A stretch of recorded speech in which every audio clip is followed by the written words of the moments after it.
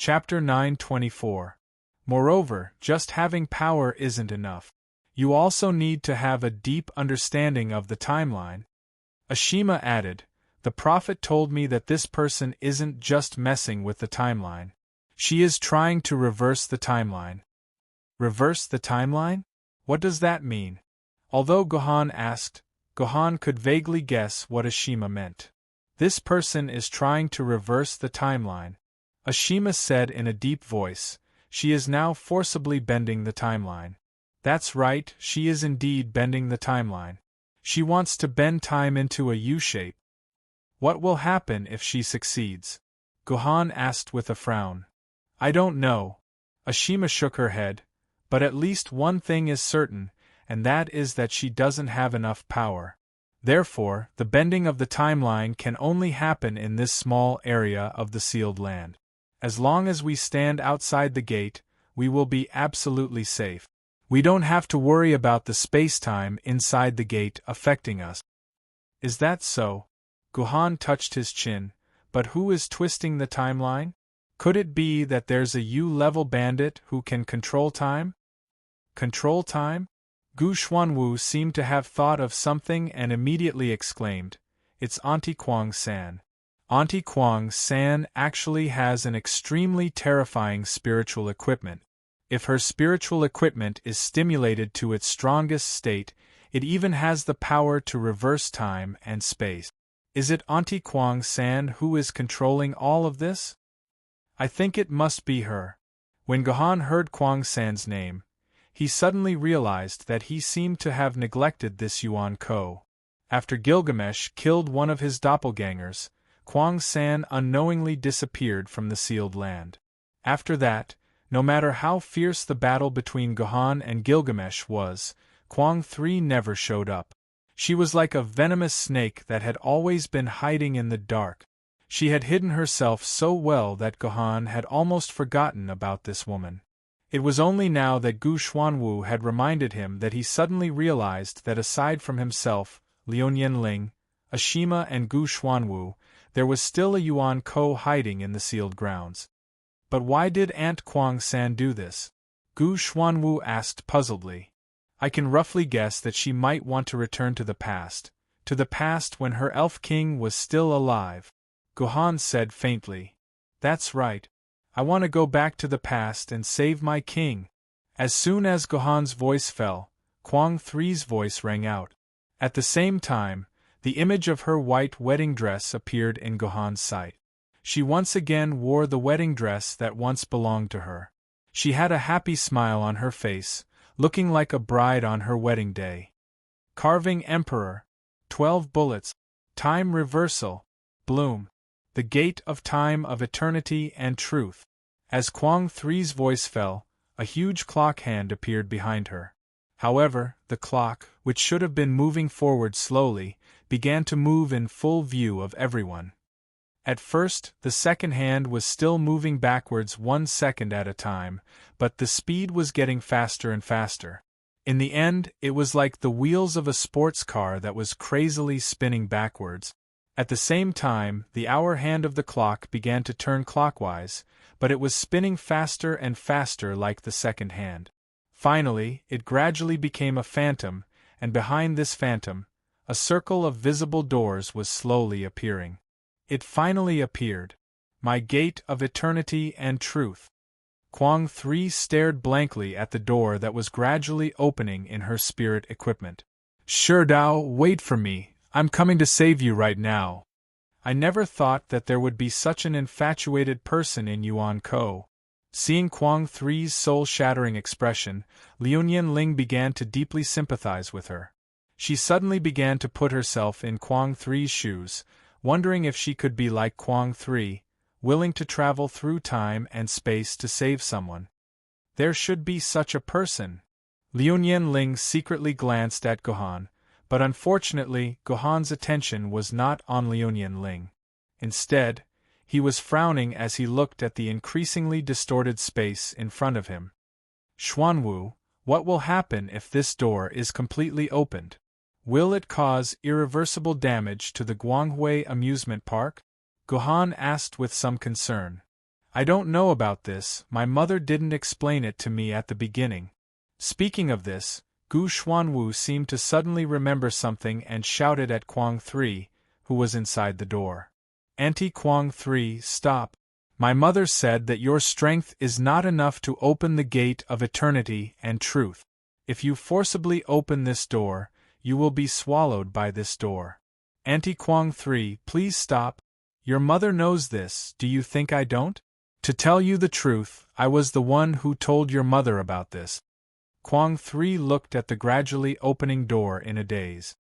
But don't worry, Auntie Kuang 3 has already sacrificed Gilgamesh's heroic soul to the gate of eternity and truth. Although Gilgamesh is a beast, he is indeed very powerful. Even if he only has the power of a heroic soul, it is enough for my gate of eternity and truth to eat. Ha ha ha ha. It's been 300 years. My plan has finally come true. Not only did I kill that beast, Gilgamesh, but I also found a way to save Sherdao. Sherdao, wait for me, I will save you soon, I will save you soon.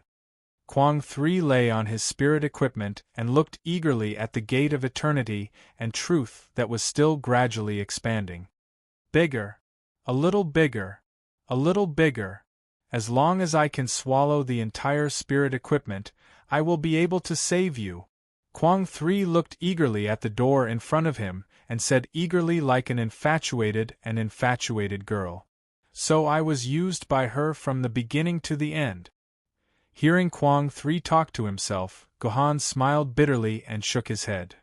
However, he did not blame Kuang 3 because Kuang 3 did not completely lie to him. Gilgamesh was indeed about to be born. If it was not for the information that Kuang 3 revealed, Gilgamesh would have already begun to wreak havoc in the entire Radiance amusement park. When he appeared in Shanghai Pass, the entire Zhou-Tian Star Battle formation would not be able to withstand his power and would directly collapse. Moreover, seeing Kuang 3's infatuated expression because of love, Gohan could not bear to blame her anymore. He could only silently shake his head and say to Liuyan Ling and the others, "Let's go. Whether she lives or dies, let her be. I hope she can successfully return to the past." Okay. Fleeting time. Lin and Ashma nodded. Although Gu Xuanwu was reluctant, he still held onto Gohan's hand. Just as the four of them were about to leave this place, a voice suddenly rang out in Gohan's Zifu. "Save us! Save us! Who is calling for help?" Gohan suddenly turned his head and looked around blankly, looking everywhere for the voice that called for help. No one is calling for help? I didn't hear anyone calling for help. Liuyan Ling saw that Gohan's expression was also blank. She pushed Ashima. "Did you hear someone calling for help?" "No. Absolutely not." Ashima spread out both of her hands. "I also didn't hear anyone calling for help." Gu Xuanwu immediately expressed that he did not hear anything. "That's strange. I did hear someone calling for help, and it was two voices." Gohan stood in the same place, hesitating. At this time, the voice of "Save us" suddenly sounded in Gohan's Zifu again. This time, Gohan heard it very clearly, to the point that he could even identify the source of the voice. Over there. Gohan stared sharply at the sealed place, as if the voice came from that increasingly distorted place. "That's impossible. Other than Kuang-san, how could there be anyone else in there?" Liuyan Ling said in disbelief. "It's true that there's no one there, but it doesn't mean that there's nothing else there." Gohan's eyes gradually looked up, looking towards the north and south of the sealed place. And at the end of these two directions there were two long swords, one black and one white, stuck in the ceiling. "It's the Sword Maiden. The Sword Maiden of the Tai Chi Yin Yang sword is calling for help. They're begging me to save them." Gohan's words shocked Liuyan Ling. "What did you say?" "The Tai Chi Yin Yang sword that disappeared for more than 800 years is here? And they're asking you for help?" Liuyan Ling was so surprised that her jaw almost dropped. "There's no mistake, this sound came from my Zifu, and not from my ears." Gohan nodded with certainty. It can only be the Sword Maiden. Only the Sword Maiden can speak through the human's purple palace. It must be the two of them asking me for help. Black Tortoise, let me ask you. If the door of truth and eternity is really opened, then what will happen to the sealed place? Gohan asked Black Tortoise. I really don't know. Mom never told me. Black Tortoise's face turned red. Don't make things difficult for her. I'll answer this question for you. Without waiting for Black Tortoise to answer, Ashima took the initiative to explain. This space will be completely destroyed. Recklessly distorting the timeline is something that goes against the laws of the world. Any place that is affected by the distortion of time will become a remnant of time under the distortion of time, floating in the river of time. So the entire sealed place will probably be lost in the river of time forever. There's only a 1 in a million chance that it will appear in some unknown spacetime, which is almost impossible, so the Tai Chi Yin-Yang sword will probably be lost forever along with the sealed place. No wonder the Tai Chi Yin-Yang sword would ask me for help at this time. Gohan turned his body and looked firmly at the sealed place, then said to Liu Ling and the others, "Wait for me here, I'll be back soon." Chapter 925.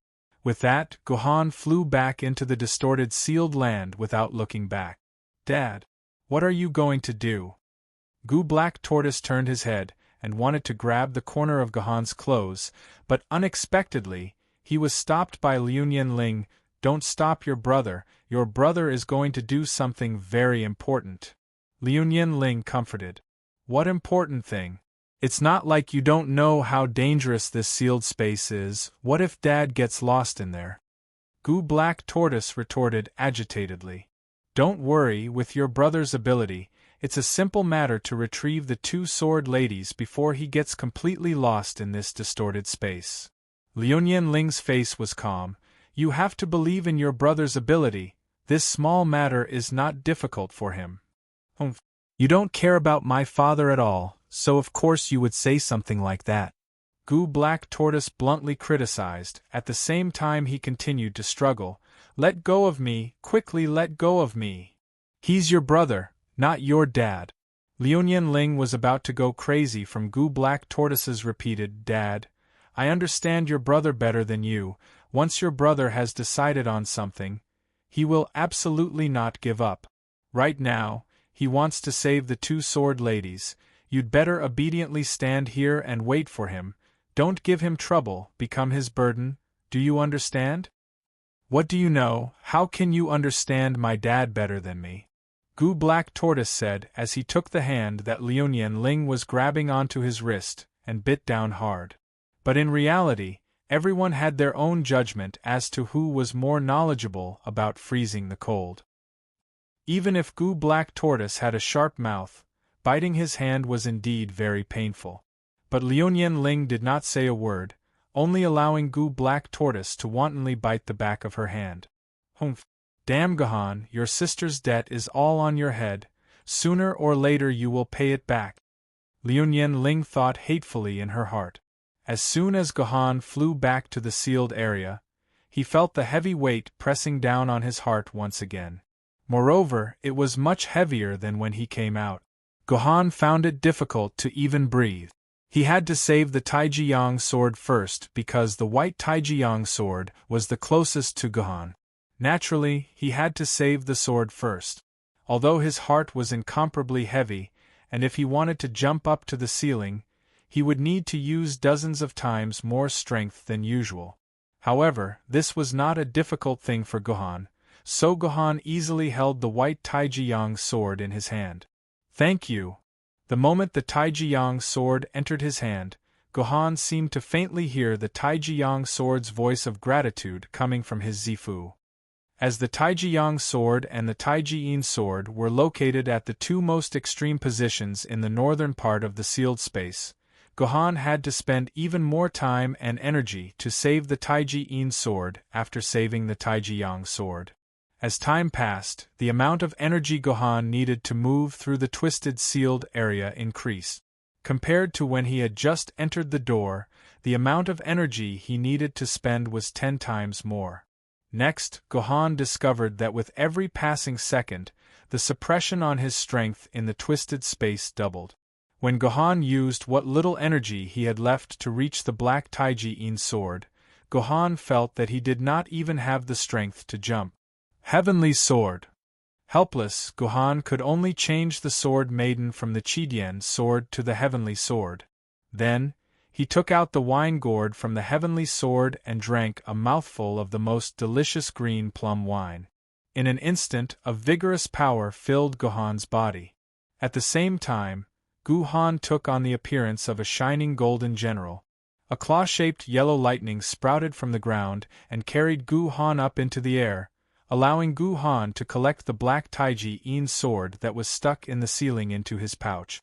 In this way, the two Taiji-In Yang swords were both in Gohan's hands. While riding on the flying claw yellow lightning, Gohan could also quickly escape from the seal that was about to reach its limit. Everything seemed to be going quite well. See? I told you to believe in your brother. This little difficulty is not a problem for him, said Liuyan Ling to Gu Xuanwu, who had been watching everything from the outside. Probably because she saw that Gohan was fine, Liuyan Ling's grip on Gu Xuanwu's wrist loosened a little. Gu Xuanwu also focused all his attention on Gohan. His teeth that were tightly biting on Liuyan Ling's hand loosened. At the same time, the sprinting clawed yellow lightning was approaching the entrance of the sealed area. Seeing that Gohan was about to complete his task and leave the twisted land with the Taiji-In Yang swords, suddenly Gohan's eyes glanced at the middle of the ceiling. There was a broken fluorescent lamp in that position. At the position of the fluorescent lamp's light source, there was a white dwarf fragment that Gohan had been wearing for a long time. Through the distorted space and time, the white dwarf fragment shone brightly. That's right, I should also retrieve the white dwarf fragment. Maybe it has something to do with I Ching. When Gohan saw the white dwarf fragment, he could not help but think of the white dwarf fragment that he once had that had fused with the starting point. Therefore, a strong desire surged in Gohan's heart. He wanted to control the white dwarf fragment in his hands. Clawed yellow lightning still has 7 seconds. This is enough time for me to get the white dwarf fragment, Gohan thought to himself. He immediately turned his horse around and rode clawed yellow lightning towards the location of the white dwarf fragment. You stopped? Why did you stop? At that moment, no one seemed to notice Shizaki Kuzo, who was lying on his spiritual equipment. Everyone's attention was on Gohan. Therefore, these people naturally did not notice that the gate of eternity and truth, which had been expanding continuously, had gradually stopped expanding. It had condensed into a fixed diameter and was motionless. There was still at least a third of the area left before it could devour the entire spiritual equipment. Move. Hurry up and move. Kuzo 3 touched the gate of eternity and truth that had stopped expanding. Although her voice was very calm, the madness in her calmness could be easily felt by a 7-starred ladybug. What happened next made Kuzo 3 even angrier. After a few seconds of stagnation, the gate of eternity and truth finally moved again. However, this time it did not move to expand again. Instead, it began to shrink slowly. It was about to return to its closed state. No. This cannot be. One could imagine the anger in Kuzo 3's heart. She began to think about how to expand the gate of eternity and truth again. Soon, she seemed to understand something. There is not enough energy. There must be not enough energy. Kuzo 3 attributed the closing of the gate of eternity and truth to the lack of energy. She believed that the energy in Gilgamesh's heroic soul was not enough to support the opening of the gate of eternity and truth to its limit. Therefore, the gate that could travel through space and time was preparing to close again. Energy. I need more energy. Kuzo 3 suddenly looked up and saw Gohan above her, who was about to grab the white dwarf fragment. Kuzo 3, who was in a state of madness, did not care who Gohan was. She aimed the rifle in her hand at the gate of eternity and truth and fired a shot. Suddenly, a silvery white light shot out from the gate of eternity and truth and shone directly on Gohan's body. At this time, Gohan's palm was only one step away from the white dwarf fragment. However, this step was like the end of the world. This was because Gohan found that his body was firmly covered by a silvery white light. This silvery white light was like a pair of powerful hands that grabbed Gohan and tried to drag him into the gate of eternity and truth so that he could become the energy for the gate of eternity and truth to continue expanding. Hold! Gohan squeezed the belly of Claw Huang Feidian, who was under his leg, and tried to order Claw Huang Feidian to break free from the binding of the silvery white light. However, after letting out a shrill cry, Huang Feidian, who had used all the strength in his body, was unable to push Gohan back even a step. His Claw Huang Feidian let out a final neigh before turning into golden light and disappearing. The effect of the green plum wine had worn off. Without Claw Huang Feidian's help, Gohan was even more unable to fight against the silvery white light. He was about to be sucked into the gate of eternity and truth. Dad! Seeing that Gohan was in danger, Gu Xuanwu took advantage of Liu Nianling's unpreparedness and pushed Liu Nianling away. He then rushed into the twisted seal and grabbed Gohan's hand, trying to pull Gohan back from the control of the silvery white light. Be careful! After a moment of confusion, Liu Nianling also rushed in behind Gu Xuanwu and grabbed Gohan's arm. A few seconds later, Ashima also rushed over, and 3 people grabbed Gohan's arm at the same time. They were barely able to resist the pulling force of the silvery white light and maintain a situation where they could neither advance nor retreat. You be **stars. Don't ruin my plan. Seeing this scene, Kwang 3 rushed over angrily and shot a bullet directly at the 3 hands that were grabbing Gohan's arm.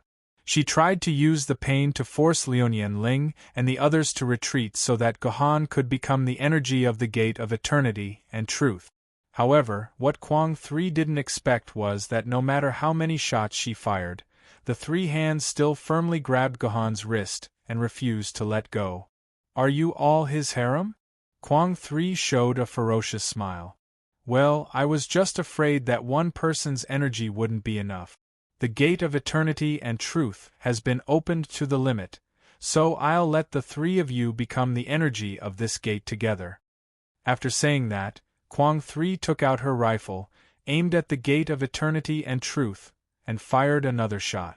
The silver light that bloomed from the gate of eternity and truth instantly doubled in size, making the balance that was originally maintaining instantly tilt to the side of the gate of eternity and truth. Moreover, it was an unstoppable tilt. It seemed that all 4 people were about to become the energy of the gate of eternity and truth. Let go of me. Let me go in, I understand everything. This may be my destiny. Gohan's eyes suddenly lit up, and he said to the 3 women who were grabbing his arm. Because at this moment Gohan finally understood. The jasper ring on his finger not only reminded Gohan of I Ching's face, but it also reminded him of I Ching's face. In fact, Gohan had already figured out that there was only one explanation for all the mysteries about I Ching. That was, Gohan himself must have gone back to the past and had a touching love affair with I Ching at that time. That was why I Ching knew so many things about him. That was why I Ching left behind countless foreshadowing in Sword Maiden Online to help him. That was why he could become a famous swordsman in just a few months, just like a favored son of heaven. These must be the legacies left behind in the past. So Gohan had long suspected that he would go back to the past at some point in the future in some way. Now that moment had finally come, he did not expect that it would actually be at this time, through the gate of eternity and truth opened by Shizaki Kwang 3 to return to the past. But this was also good. Finally, it was time for Gohan to fulfill his destiny. Therefore, with a slight twist of his wrist, Gohan broke free from the restraint of Liu Nianling and the others in a snake-like way. Then, under the powerful suction of the silver light, he flew toward the other side of the gate of eternity and truth that he could not see clearly in the past. We will meet again. I will be back, Gohan's voice said from afar. Chapter 926. BK my ass. Do you think you're Arnold Schwarzenegger? A sword hilt suddenly appeared on Gohan's chest as he was flying towards the gate of truth and eternity. Then, Gohan, who felt that he couldn't resist the silver light of the gate of truth and eternity, directly flew out of the gate of the sealed place and landed in the hall outside the gate. Ancestor, you haven't left yet? Liu Ling shouted in surprise, because the person who rescued Gohan at this critical time was none other than Liu Ling's ancestor, Kenzu Fleeting Calendar. Ha ha ha ha! Fleeting Calendar laughed twice. Today is a heaven-sent opportunity, I won't leave so easily. What heaven-sent opportunity? Kenzu's words made Gohan, who was stagnant in his meridians, feel very strange. This was clearly a fierce battle. How did it turn into a heaven-sent opportunity? Kenzu, don't ruin my plan. Kwang 3 shouted frantically at Kenzu. Is this guy crazy? How dare he yell at Kenzu? Even Gilgamesh was killed by Kenzu's sword. I'm afraid this woman won't even be able to withstand half a sword, Ashma said with a surprised expression. Obviously, she didn't understand why Kwang-san would be so bold. No. You're wrong. I'm not going to ruin your plans. On the contrary, I'm going to help you. The sword master said something that made everyone's jaw drop. What is this Kenzu talking about? He actually said that he wants to help Kwang 3? What the hell is going on? Could it be that Kenzu has taken a fancy to this Kwang 3? You want to help me? If you want to help me, then throw that man in for me. I want to use his flesh and blood to open my gate of truth and eternity. Kwang 3 pointed at Gohan and shouted frantically. That won't do, I can't give him to you. Kenzu shrugged. Without him, the world would be finished. I'm counting on him to take over my unfinished business. I can't hand him over to you. Then hand over the woman next to him. Kwang-san pointed at Liu Ling. No, no. This is even more unacceptable. Kenzu hurriedly waved his hand. She's my only bloodline. She's the only direct descendant of the Lunyan family. If I give her to you, I won't have any descendants. I can't do that. Then, this heavy woman. Kwang 3 had no choice but to change his target again. A heavy woman? Are you talking about me? Ashima shook her body in astonishment, and then her breasts rose and fell like waves. It seemed that the word heavy was quite accurate to describe her. She can't either. She doesn't have much power in her body. Even if she puts all her power into your gate of truth and eternity, it can only open a little more. It's useless for her to go in alone. Kenzu refused again, but the reason for his refusal made Ashima feel sad. Why did he change the reason to her lack of power when it came to her? They were all famed swordsmen, and if she wasn't strong enough, did it mean that Gohan and Liu Ling were strong enough? Even if you're Kenzu, you can't bully people like this. Are you messing with me? Kwang 3 didn't even ask about the black tortoise, because she finally realized that Kenzu was messing with her. No, no, no, no. Kenzu denied it again. You're wrong. I'm not messing with you. I really want to help you. Good. Then tell me how you want to help me. How are you going to completely open this gate of eternity and truth? Kwang 3 asked loudly. Actually, I don't have any special method. My method is the same as yours, which is to fill this gate with enough energy to open it to its limit. Kenzu laughed. What a joke. If that's the case, why are you stopping me from sacrificing these people? It felt like the conversation had returned to its original routine, back to Gohan's head. TSK. Is there really something wrong with your eyes?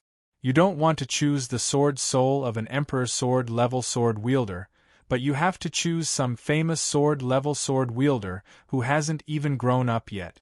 Aren't you neglecting the essentials? The sword ancestor squinted his eyes and laughed. What did you say? Can you say that again? Kwang 3 instantly recovered from his state of madness and became dumbstruck. Did she hear it wrong? Could it be that the sword ancestor actually intended to sacrifice himself? Ancestor, are you crazy? Ignore this lunatic. Let's go. Liuyan Ling felt that something was wrong. She immediately wanted to grab Kenzu's arm. However, the moment her hand touched Kenzu's arm, she found that she grabbed thin air. This was not the real fleeting calendar, but the fleeting calendar's sword soul. Do you understand now? My great-great-great-great-great-great-great-great-great-great-great-great-great-granddaughter, P.S. How many great-great-great-great-great-great-great-great-great-great-great-great-great-great-great-granddaughter? I'm just a sword soul. Even if I leave now, this body of mine will disappear from this world sooner or later, and it won't bring any benefits to this world. The sword master rubbed his face against fleeting times when he did not have a physical body. After all, I'm just a sword soul. Even if I leave now, this body will disappear from this world sooner or later. On the contrary, if I transform into energy and enter the door of truth and eternity, then I will have done immeasurable good deeds. At the very least, I can make a little contribution to this world's past, and to this world's future. Don't you think that's great? After saying this, Kenzu's body took the initiative to enter the gate of eternity and truth. The moment Kenzu's sword soul entered the gate of eternity and truth, the entire gate of eternity and truth expanded more than 10 times in an instant. Not only did it swallow the original carving Emperor's roulette, but the entire sealed land was also enveloped by this huge gate of eternity and truth. It looked almost the same size as the entire Tiananmen Gate. Is this Kenzu's strength? Gohan said in a daze. Kenzu's sword soul and Gilgamesh's heroic soul should be on the same level. They were both just spiritual bodies of the original body, and they only had less than 1/10 of the original body's strength. However, Gilgamesh's heroic soul could only open a gate the size of a person, but Kenzu's sword soul could expand this gate to the size of the entire Tiananmen Gate. One could imagine how powerful Kenzu was. My little friend Gohan, I've let you down today. Even if you want to destroy the entire Liuyan family, the Liuyan family will not resist. We'll do as you wish. When the gate of eternity and truth expanded to its largest size, Kenzu's sword soul's last words suddenly sounded out from the gate. What does that mean? Kenzu's words confused Gohan. Although the Liuyan family had cheated him since he became a swordsman, the Liuyan family had helped him more often than not. If it weren't for the Liuyan family, he wouldn't have his current achievements, much less the Chidian sword. Furthermore, the Liuyan family had saved Gohan from Gilgamesh. If it weren't for the Liuyan family and Liuyan Ling, Gohan would already be a hard corpse. So, to put it bluntly, it was Gohan who owed the Liuyan family, not the other way around. But why did Kenzu say such a thing in the end? He actually said that he'd let me down? Even if I destroy the entire Liuyan family, the Liuyan family will not resist and will do as I wish? What is he talking about? Is Gohan retarded? Why would Gohan want to destroy the Liuyan family for no reason? Just as Gohan was pondering this question, a shocking change occurred in an instant. From the depths of the door of truth and eternity, a long sword suddenly flew out. This long sword directly appeared in front of Gu Xuanwu. Then, the blade of the sword turned into a stream of water that wrapped around Gu Xuanwu's waist. Then, it shrunk and disappeared into the door of truth and eternity with Gu Xuanwu. The entire process was simply too fast, so fast that the entire process was close to the speed of light. Gohan didn't even have a single thought.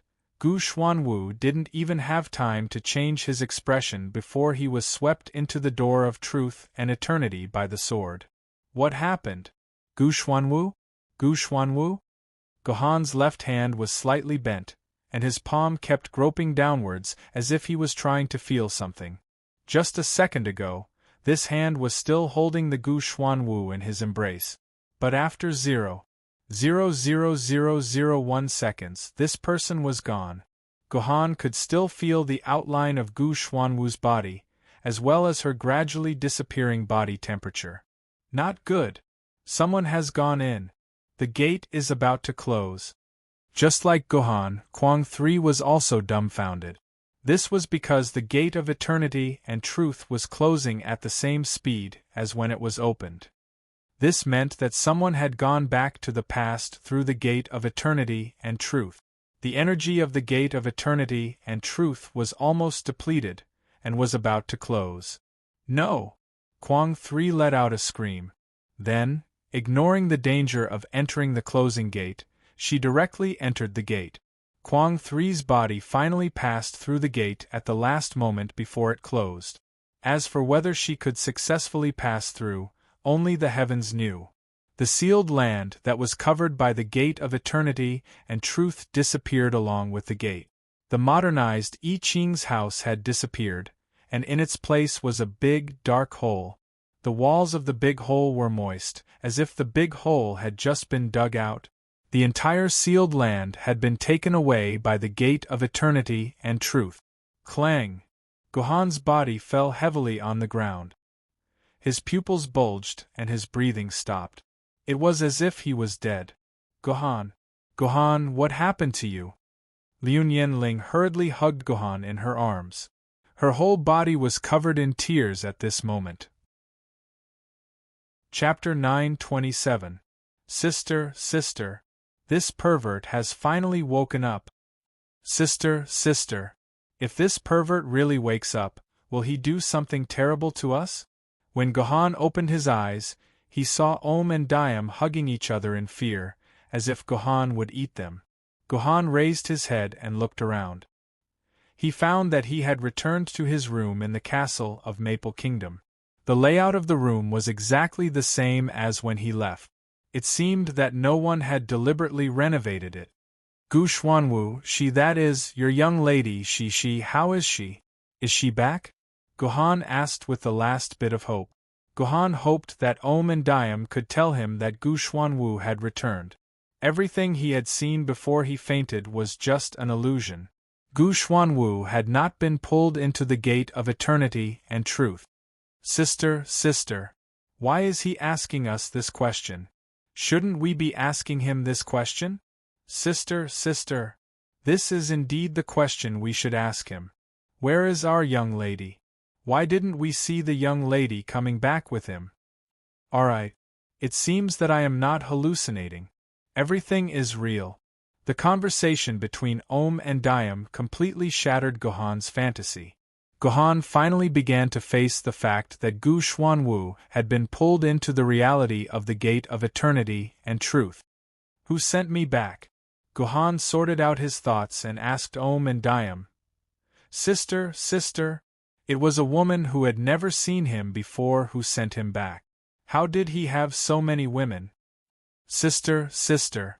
We must have less contact with this man in the future. Maybe he is planning to include us in the harem. Gohan was too lazy to complain about Om and the sisters' sharp retorts. Ashima and the other two had already seen her. Obviously, the woman that the maid sisters had not seen before was naturally Fleeting Ling.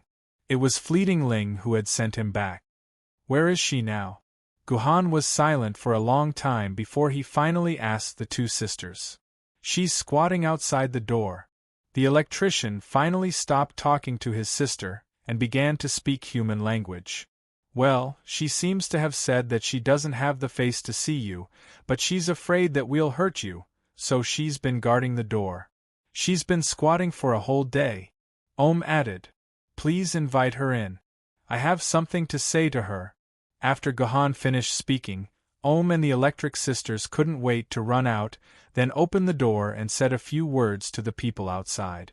Gohan heard a stuttering footstep slowly approaching him, and finally sat on his bed. Throughout the entire process, there was no other sound other than the sound of footstep. Even the sound of breathing was deliberately suppressed by the other party. It felt like a child who had done something wrong and was called to the teacher's office. Sorry. After a period of silence, Liu Ling finally broke the silence and bravely opened her mouth to apologize to Gohan. Why are you saying sorry to me? Gohan's voice remained calm, as if there was no anger in it. It was my ancestor who took your sister away, Liu Ling admitted honestly. How do you know that it was Lord Kenzu who took Black Tortoise away? Gohan turned his body and looked at Liu Ling, who was sitting beside him. How do you know that it was Kenzu who did it? Why don't you say that it was Kozo Shizaki who did it? The two of us clearly didn't even see what took Gu Black Tortoise away. How can you be sure that it was your ancestor? This can be hidden from others, but it can't be hidden from me, Liu Ling said in a low voice. It was a sword that took your sister away. I am very familiar with the sword's aura. It can even be said that I grew up under the influence of that sword. Although it was only for a moment, I can 100% guarantee that it was the Firmament Emperor sword that took your sister away. There is no mistake about this. It was my ancestor who did it. Firmament Emperor sword. Hearing this name, Gohan could not help but look up to the sky and sigh. This name was too familiar to Gohan. In fact, it could be said that there was no human in the world who was not familiar with this name. This was because this was the first Emperor Sword-level swordmistress that a human had ever owned. It was also the Emperor Sword-level swordmistress that Kenzu had owned. During the battle of the founding Emperor Mausoleum, Kenzu, who was only an immortal sword-level swordmistress, was naturally outnumbered when faced with the surprise attack of two flood-level Yuan Ko. He was about to die at the hands of these two shameless flood-level Yuan Ko. However, the founding Emperor Mausoleum suddenly exploded. A giant dragon rose from the mausoleum and finally turned into a sword with golden edges. The blade was tightened in the middle, and the hilt was like a giant dragon with its mouth open. One side of the blade was engraved with the word firmament, and the other side was engraved with the word Emperor Sword. This was the first Emperor Sword-level swordmistress that a human had ever owned, the Firmament Emperor Sword. This Firmament Emperor Sword directly swept Kenzu into the founding Emperor Mausoleum. The two flood-level Yuan Ko could not break through the external defense of the founding Emperor Mausoleum, no matter how much effort they put in. After they attacked for 49 days, just as the two flood-level Yuan Ko were about to give up on killing Kenzu and eliminate the precarious survivors, the Sword Ancestor, who had completely synchronized with the Emperor Sword of Tsangtian and completed the Jiuzhou competition in the first Emperor Mausoleum, finally ascended to the throne, came out of the first Emperor Mausoleum. It only took him less than an hour to kill the two flood-level bandits under the Emperor's Sword of Tsangtian. In the years that followed, Kenzu used the Firmament Emperor Sword to kill more than 30 flood-level and desolation-level Yuan Ko. He killed until the entire world turned around. Previously, it was those damn Yuan Ko who chased and killed humans everywhere. But now, it was Kenzu who led the sword-bearers to chase and kill Yuan Ko everywhere. Those Yuan Ko could only desperately hide or simply move their lair into the dimensional rift to resist Kenzu's massacre. Anyway, those decades were probably the happiest decades for humans. Humans even had the thought of reclaiming the entire world and ending the age of destruction. Unfortunately, as Kenzu was pulled into the dimensional rift by the creation divinity, humans lost a powerful leader. They had no choice but to retreat to a few base cities and start a long tug-of-war with Yuan Ko that lasted for 1,000 years. Therefore, the Firmament Emperor Sword had an extremely powerful symbolic meaning for humans. Although the Firmament Emperor Sword's ranking had slipped from the first Emperor Sword level to the 9th with the continuous birth of sword mistresses, it was undeniable that in the hearts of humans, the Firmament Emperor Sword was still an unparalleled Emperor Sword that represented the salvation of the entire human race. More importantly, the Firmament Emperor Sword was known as the model of all Emperor Sword level sword mistresses. No, it was the model of all sword mistresses. This was because in the past 1,000 years, the Emperor Sword of Firmament had been asleep for no more than 3 months. Every time the wielder of the Emperor's Sword of Firmament ascended, the Sword Committee would immediately gather all the wielder of the immortal sword rank together and hold the ceremony of firmament. The so-called firmament ceremony was for them to try to synchronize with the firmament Emperor's sword. If they could synchronize successfully, they would be qualified as a crown prince. When all the immortal sword-level sword mistresses had completed their synchronized experiments, these immortal sword-level sword mistresses with the qualifications to be crown prince would immediately begin the 9 states competition. Once someone defeated the other opponents in the 9 states competition, the new Gyendi would ascend to the throne under the gaze of all humans and become the new generation of Emperor sword-level sword mistresses.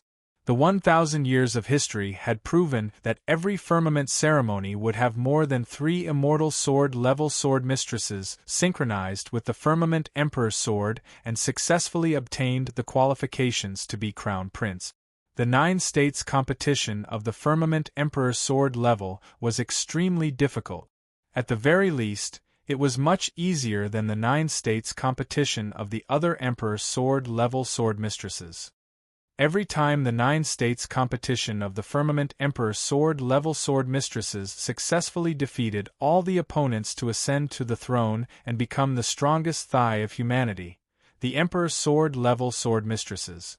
Other than the firmament Emperor's sword, the other Emperor's sword level sword mistresses were not so easy to serve. These Emperor's sword level sword mistresses were usually in a deep sleep for hundreds of years. They were not even qualified to hold the ceremony to select the crown prince. Even if the ceremony was held and the crown prince was born, the 9 states competition of the firmament Emperor's sword level was usually terrifyingly difficult.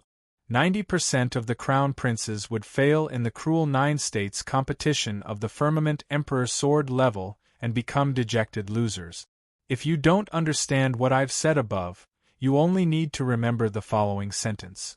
In these 1,000 years, humanity has always had an Emperor's sword level sword mistress protecting everyone.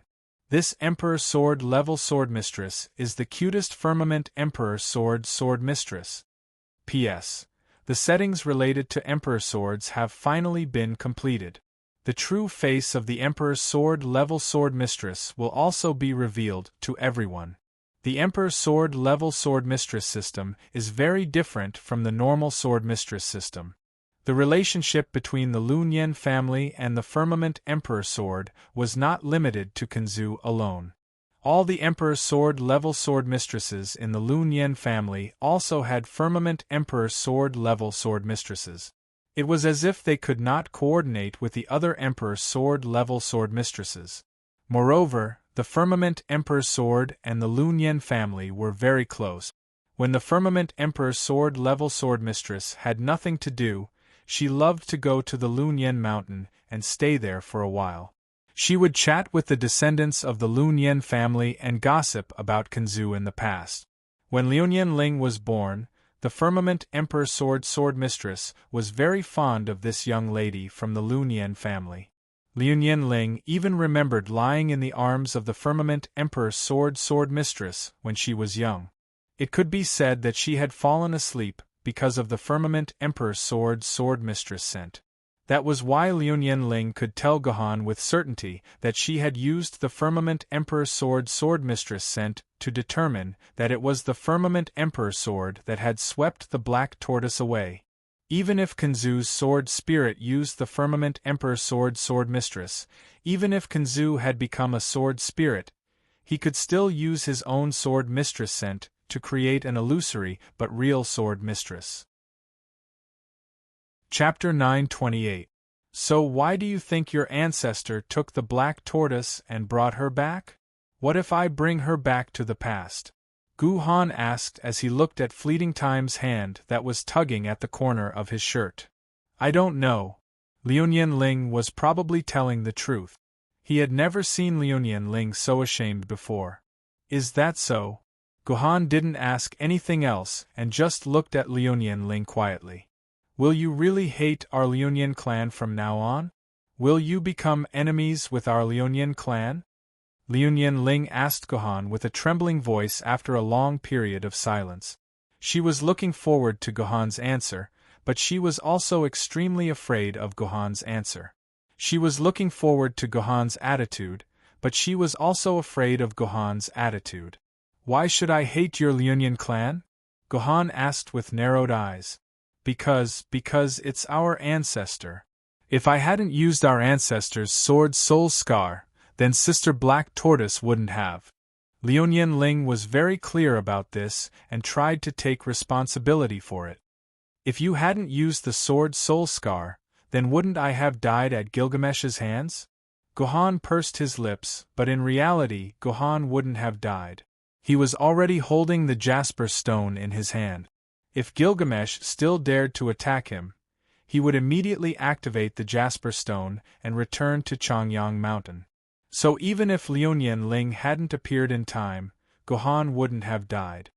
But I could have used the 1-meter sword. Liunian Ling's attitude was terrifying. If I had used the 1-meter sword, then Elder Kenzu wouldn't have had to appear, and so many things wouldn't have happened. Forget about it. This has nothing to do with you. Gohan let out a long sigh. Don't worry. I will always remember your kindness. We are still friends. What about the Liunian clan? Liunian Ling seemed to sense that there was something wrong with Gohan's words. What about our Liunian family? Will you do as our ancestors said and destroy our Liunian clan? What kind of joke is that? How could a famed sword wielder like me destroy the number 1 family in the world, the Liunian family? Gohan's lips curled up as if he was telling the funniest joke in the world. No. Others may not know, but I, Liunian Ling, have a feeling that one day in the future you really can. Before Liunian Ling could finish her sentence, Gohan interrupted her. Say no more. Gohan placed his hand on Liunian Ling's lips. You are you, the Liunian family is the Liunian family, and Kenzu is Kenzu. I can differentiate between the two clearly. That's great. Liunian Ling let out a long sigh of relief. Then you won't become enemies with our Liunian family, and there won't be, yes, I, Gohan, am not an unreasonable man. This grudge is between me and the Sword Ancestor, so I will settle this grudge with the Sword Ancestor. Gohan said matter-of-factly. Settle this with our ancestor? What do you mean? Liunian Ling was at a loss. Kenzu had disappeared for almost 1,000 years. How could Gohan settle this with Kenzu? Could it be Gohan? Could it be that you also want to return to the past, to that era to find the old ancestor? Liunian Ling finally reacted. It turned out that Gohan was the same as Shizaki Kuzo. He wanted to go back to the past to save Gu Xuanwu and settle his grudge with Kenzu. No. This is too dangerous. There are some secrets that you don't know. Since ancient times, it wasn't that no one wanted to go back to the past, and it wasn't that no one succeeded in passing through the gate of time and space. However, after they went back to the past, they never came back, and history didn't change because of them. There was no information about them in history. After they went back to the past, it was as if they had completely disappeared, never to be seen again. Listen to me, Gohan, you definitely can't go back to the past. I'd rather you kill your way into the Liunian family and fight it out with us than go back to the unknown past. Let's talk about the past. Gohan gently caressed Liunian Ling's hand. However, I'll have to go back to the Liunian family sooner or later. I hope you won't block my way then. What? Didn't you say that the Liunian family is the Liunian family? You won't put this grudge on us? Liunian Ling said in shock. Why did Gohan's thoughts change so quickly like a child's face? I'm not going to find trouble with your Liunian family, but with Kenzu. Gohan paused. Kenzu left behind a total of 12 sword scar soul seals, right? And 8 of them have already been used, right? If you include the extra sword scar soul seal that was used against Gilgamesh, and the one that was secretly used in Sword Maiden Online, then your Liunian clan should have 3 sword scar soul seals in their hands. Listen up, Ling. Your Liunian family must keep these 3 sword scar soul seals safe. I won't take advantage of Kenzu. When I, Gohan, become an immortal sword wielder, I'll personally go to the Lunyen Mountain and fight it out with Kenzu's sword scar soul seal. I've said that I'll settle this debt with Kenzu. With that, Gohan put down Liuyan Ling's hand and said tiredly, "You can go out. I'm tired. Let me sleep again." "Oh right, you shouldn't stay here anymore. The Wu people are still watching us from the Shanhai Pass. If they discover that you're not here, they might launch another attack on the Shanhai Pass. You should return to the Sun Guard Mansion as soon as possible." "You're chasing me away, right?" Liuyan Ling stood up dejectedly. "All right, then I'll go. Have a good rest. I'll return to the Shanhai Pass now." Although Liuyan Ling got up and left, she still looked back from time to time, hoping that Gohan would stop her. Wait. She didn't expect Gohan to actually stop her. Just as Liuyan Ling was about to say something happily, she heard Gohan say, "This is a secret. The Yuan Ko here will not harm humans. They're like the free people in the free city. I hope that you won't reveal the secret here. Let them live here in peace." "Do you think I'm that kind of person?" Liuyan Ling didn't say anything else. She could only smile bitterly and silently walk out of Gohan's room. Past. Gu Xuanwu. Heavenly Cumulus Sword. After Liuyan Ling left, Gohan didn't really rest. Instead, his mind was constantly filled with all kinds of information and intelligence that he had obtained in the past. Gradually, a shocking idea appeared in Gohan's mind. Gohan had heard the name Gu Xuanwu from the other sword ladies several times before, so he always thought that Gu Xuanwu was actually the ancestor of his Gu family. When he found out that Gu Xuanwu had jumped out as his daughter, Gohan was still confused and couldn't figure it out.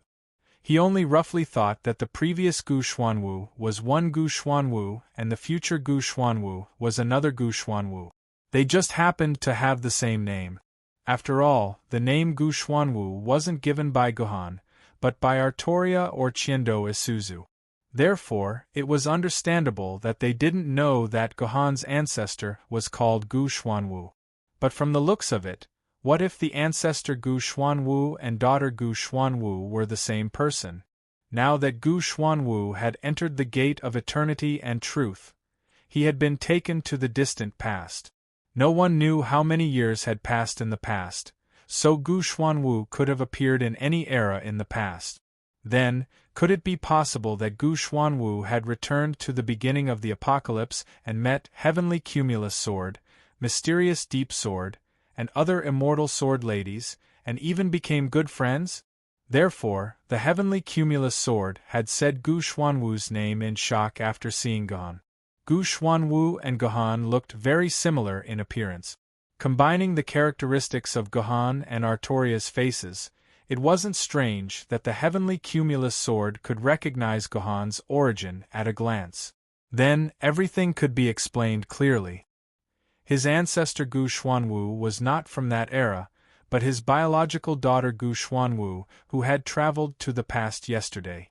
At the same time, there was another thing that made Gohan realize. The sealed land and the white dwarf fragment in the sealed land had disappeared along with the gate of eternity and truth. Although according to Ashima, these things would be completely shattered in the chaos of time and space. However, Ashima was only guessing. She had never really traveled through time and space, so it was inevitable that her guess would be wrong. If the sealed land, the white dwarf key, and Gu Xuanwu had traveled to the past, and the timeline of Gu Xuanwu's return was more than 900 years before the apocalypse, then there was no doubt that Gu Xuanwu had returned to an era that was decades earlier than I Ching's birth. Therefore, it could be explained that I Ching's home in Yuzhong City and the gate of that home needed the white dwarf key. These things had actually traveled to more than 900 years ago from yesterday. By the time I Ching was born, Gu Xuanwu should be in his 70s or 80s. Look, he had told Gu Xuanwu about various things related to I Ching.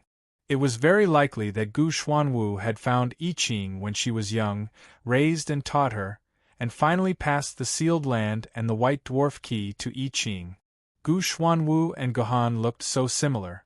As long as Gu Xuanwu dressed up as a man and put on makeup, He could even become a real Gohan. This was too scary. Countless beads of sweat appeared on Gohan's forehead.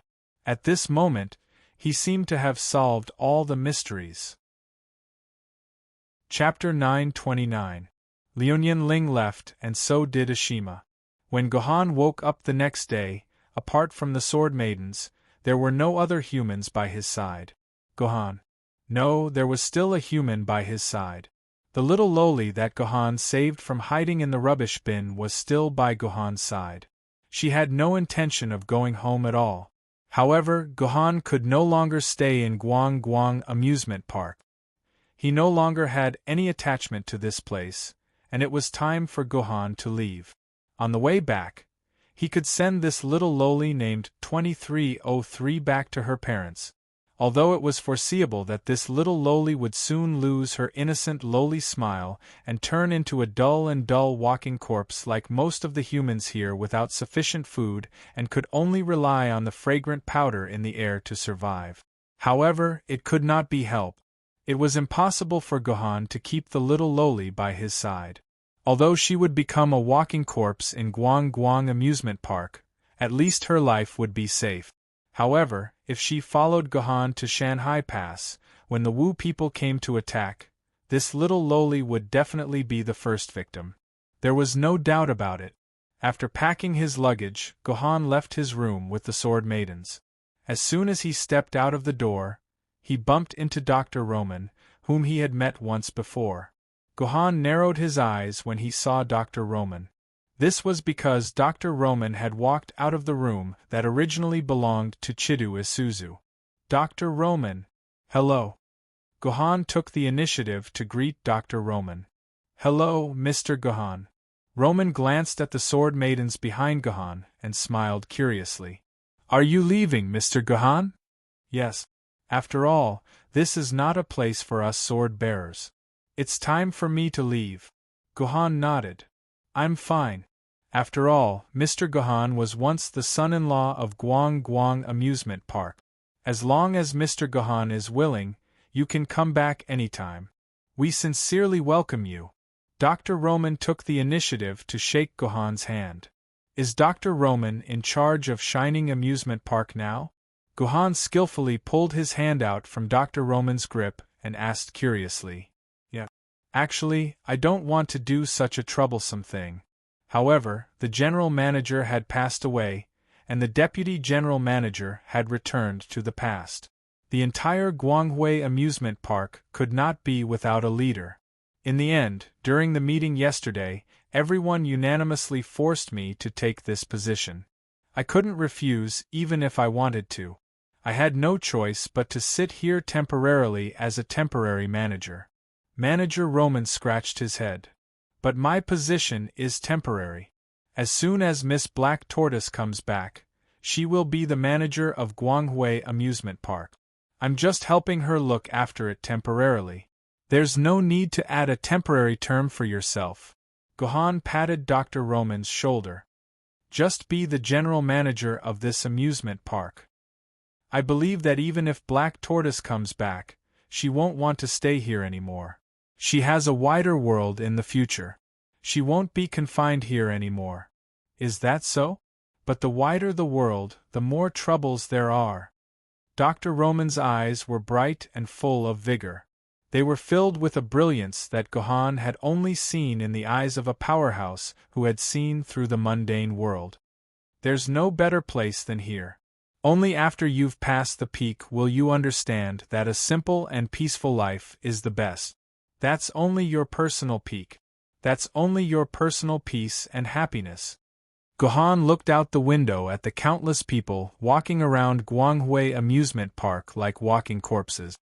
When the whole world can live a peaceful and happy life, that's true peace and happiness. Then I can only pray that you can realize this one day. Dr. Roman suddenly leaned his back against Gohan's back.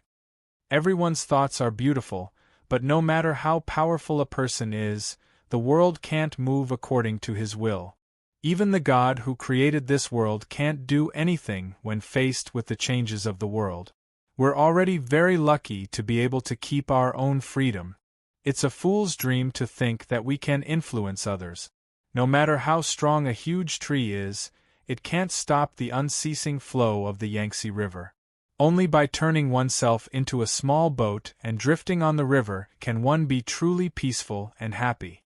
I heard that in ancient times there was an Emperor Yu who used his entire life to change the course of the Yangtze River and the Yellow River, as well as thousands of tributaries.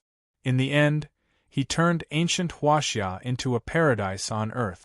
I, Gohan, am not talented, but I want to learn from this Emperor Yu. Even if I can't change the course of the Yangtze River and the Yellow River, I can at least fill up the stinking ditch beside me. Young man. Dr. Roman clenched his fist and punched Gohan's waist. I'll wait for this day. With that, Dr. Roman slowly walked towards the depths of the castle. Carrying the little lowly 2303, Gohan walked on the muddy streets of the Radiant City with the few sword maidens behind him. Although he couldn't bring the little lowly back to the human world, Gohan was still able to escort her home. Under the guidance of the little lowly, Gohan walked for over 10 minutes on the muddy path and finally arrived at the door of a thatched hut. This was a very simple thatched hut. The thatch on the roof seemed to have not been taken care of for a very long time. It could be seen that the thatch on the roof had been completely empty in a few places, leaving behind holes. The walls of the thatched hut were not much better.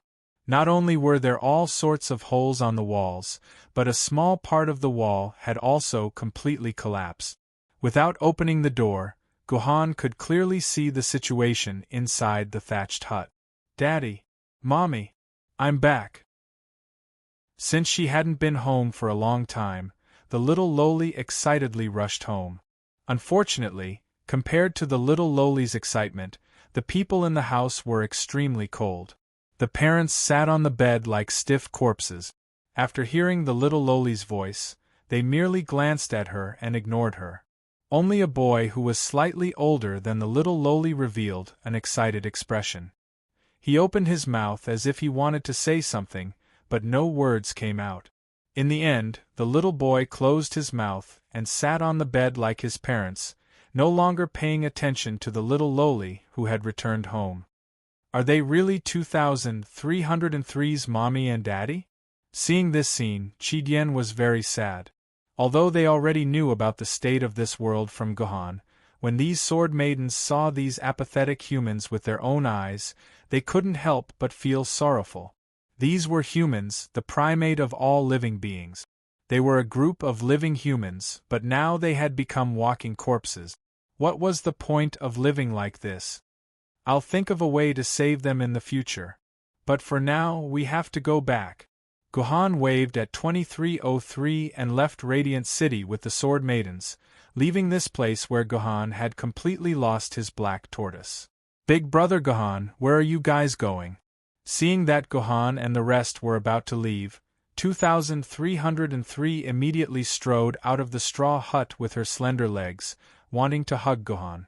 However, with a slight push of Gohan's palm, a gentle gust of wind enveloped 2303's body, directly blowing 2303 back onto his bed. Big brother Gohan, don't you want to go? 2303 doesn't want to leave you? 2303 still wants to eat with you. 2303 kept struggling on the bed, but no matter how much she struggled, Gohan's sword chi kept her firmly on the bed. Gohan took one last look at 2303 and let out a long sigh. With another wave of sword chi, he prepared to close the door of the straw hut and cut off 2303's thoughts. Little fellow, you've already let this child taste the deliciousness of food, and she's still so young. I'm afraid that after you leave, she won't be willing to absorb the fragrant powder in the air anymore. I'm afraid that the child's only fate is to starve to death. An old voice came from behind Gohan, causing the flesh on Gohan's face to slightly tremble. Actually, Gohan had already noticed an old man walking towards him. However, Gohan thought that this old man was also a walking corpse, so he didn't pay much attention to him. He didn't expect that this old man was actually a normal human who could speak so clearly. Old man, what do you mean by that? Guhan turned around and asked, "Let me tell you a story. I originally had 4 grandchildren, but I'm only left with 1 now. Due to a moment of carelessness, I left a piece of bread on the table, and it was eaten by my 3 grandchildren. In the end, because my 3 poor grandchildren tasted the deliciousness of food, they couldn't eat the fragrant powder in the air anymore. Their parents didn't care about their children's lives at all. By the time I went to see them, the 3 grandchildren had already starved to death." The old man spoke very calmly, but Guhan could hear a deep sorrow in this calmness. At the same time, Guhan completely understood what this old man meant. If it was really as he said, 2303, this little lowly who had tasted the deliciousness of food, would most likely completely starve to death because she refused to use the fragrant powder in the air. After all, children didn't have the ability to control themselves. They weren't like adults who would disregard everything to survive. Sigh. With a sweep of Guhan's sword chi, the straw hut's door suddenly burst open. The little lowly, this little lowly, flew back like a frisbee and landed firmly in Guhan's arms. "Big brother Guhan, don't leave me behind. In the future, I'll only eat a bowl of porridge for every meal or half a bowl." 2303 only wants to stay by Big brother Guhan's side. "Big brother Guhan, don't leave me behind."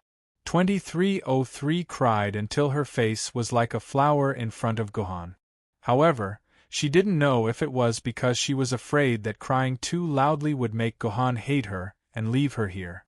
Therefore, when 2303 cried, she used her little hands to cover her mouth and let out meowing sounds like a kitten. "Come with me. I think you must have a lot of questions to ask me." The old man looked at her with a faint smile and no longer said anything to Guhan. He slowly walked deeper into the city center of Radiant City. Chapter 930. Lord, please take a seat. The old man's house was located in the deepest part of Radiant City. It was also the only brick house in the entire city. It was also the only one that looked decent and had been frequently repaired. "Lord, please have a taste. This is the green grass tea unique to Radiant City. I've tasted its taste before." The old man placed a cup of green tea in front of him. Guhan picked up the cup and lightly swirled it in front of his nose. He immediately knew that this cup of green grass tea was truly worthy of its name. It was made entirely from green grass. There was a strong smell of grass and soil in it. This wasn't a taste that ordinary people could accept. However, Guhan didn't hesitate and drank the tea in one gulp. "I want it too, I want it too." When Chinpin saw Guhan drinking the tea, he thought that it was some kind of peerless delicacy. He hugged Guhan's arm and shouted. The old man faintly smiled and poured another cup of tea for Chinpin. Chinpin only took a sip and instantly sprayed the tea out of his mouth like a fountain. "What a disgusting taste, it's like eating grass." Chinpin grumbled in dissatisfaction. "Chinpin, please keep quiet. Otherwise, you'll have to return to my scabbard first," Guhan faintly said to Chinpin. Chinpin stuck out his tongue and obediently entered Guhan's infant pouch. "Lord, you're really bold. This old man admires you." The old man expressed his admiration twice and chuckled. "I believe that Lord must have a lot of questions. Then, allow this old man to slowly answer, Lord. This old man's surname is Nye, first name Feng Bo, first name Yuanda. My ancestral home is Fengyang, Anhui Province. I've lived for 60 years in vain. I've made a fool of myself in front of Lord." The old man first introduced himself. However, this seemingly simple self-introduction allowed Guhan to hear a lot of hidden meanings in the word.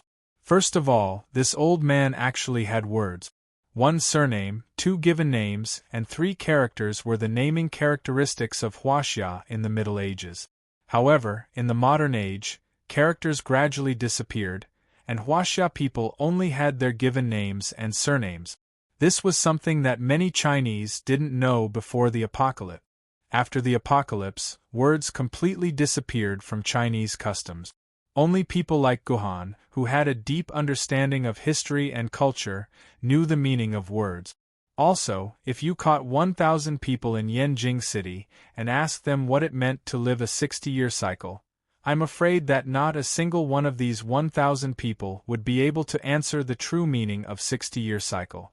The so-called Jiazi referred to a reincarnation cycle in the ancient Chinese calendar. Starting from the year of Jiazi, the following years were divided into the year of Ichou, year of Bingyin, year of Dingmao, year of Wuchen, year of Jiasai, year of Zhengwu, year of Jiawu, year of Wushu, year of Xinhai, year of Guihai.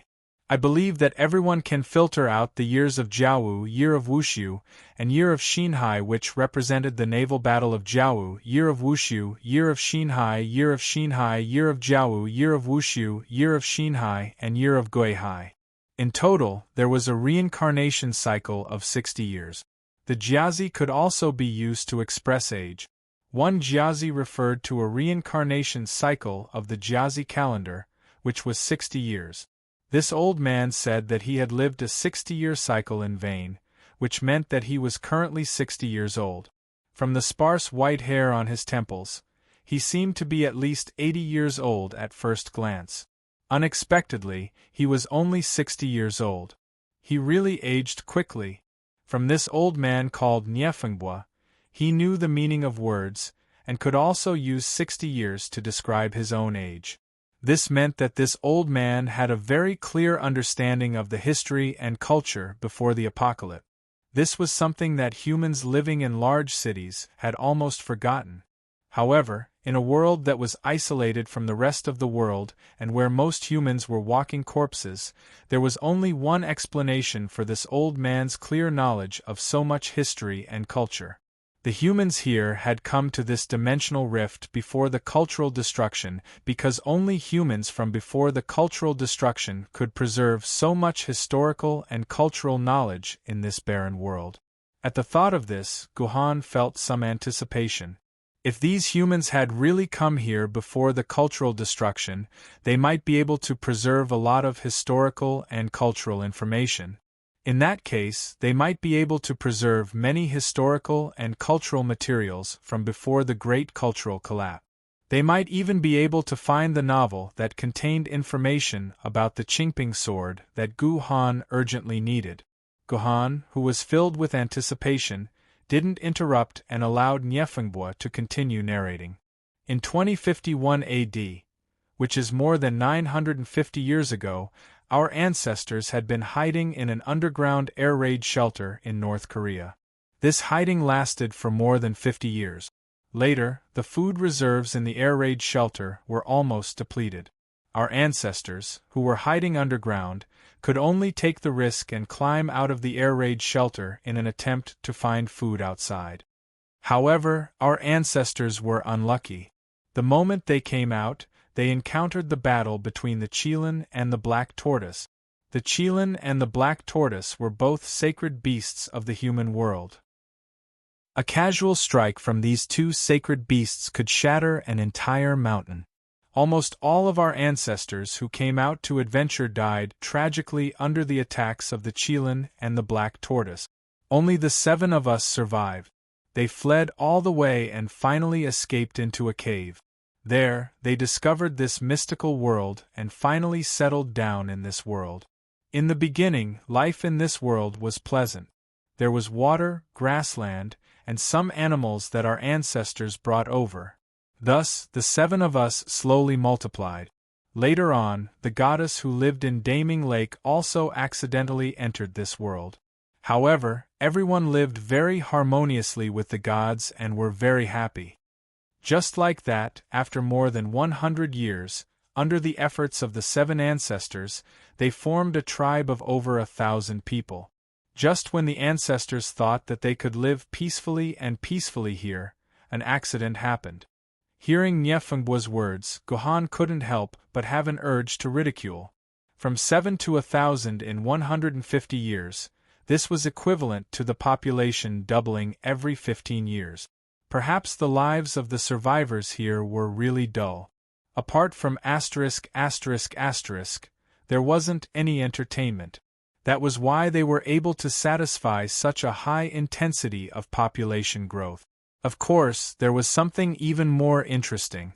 Even if the 7 ancestors were a combination of 3 men and 4 women or 4 women and 3 men without any blood relations, when they started multiplying, no matter how meticulous the calculations were, it was inevitable that there would be siblings or cousins.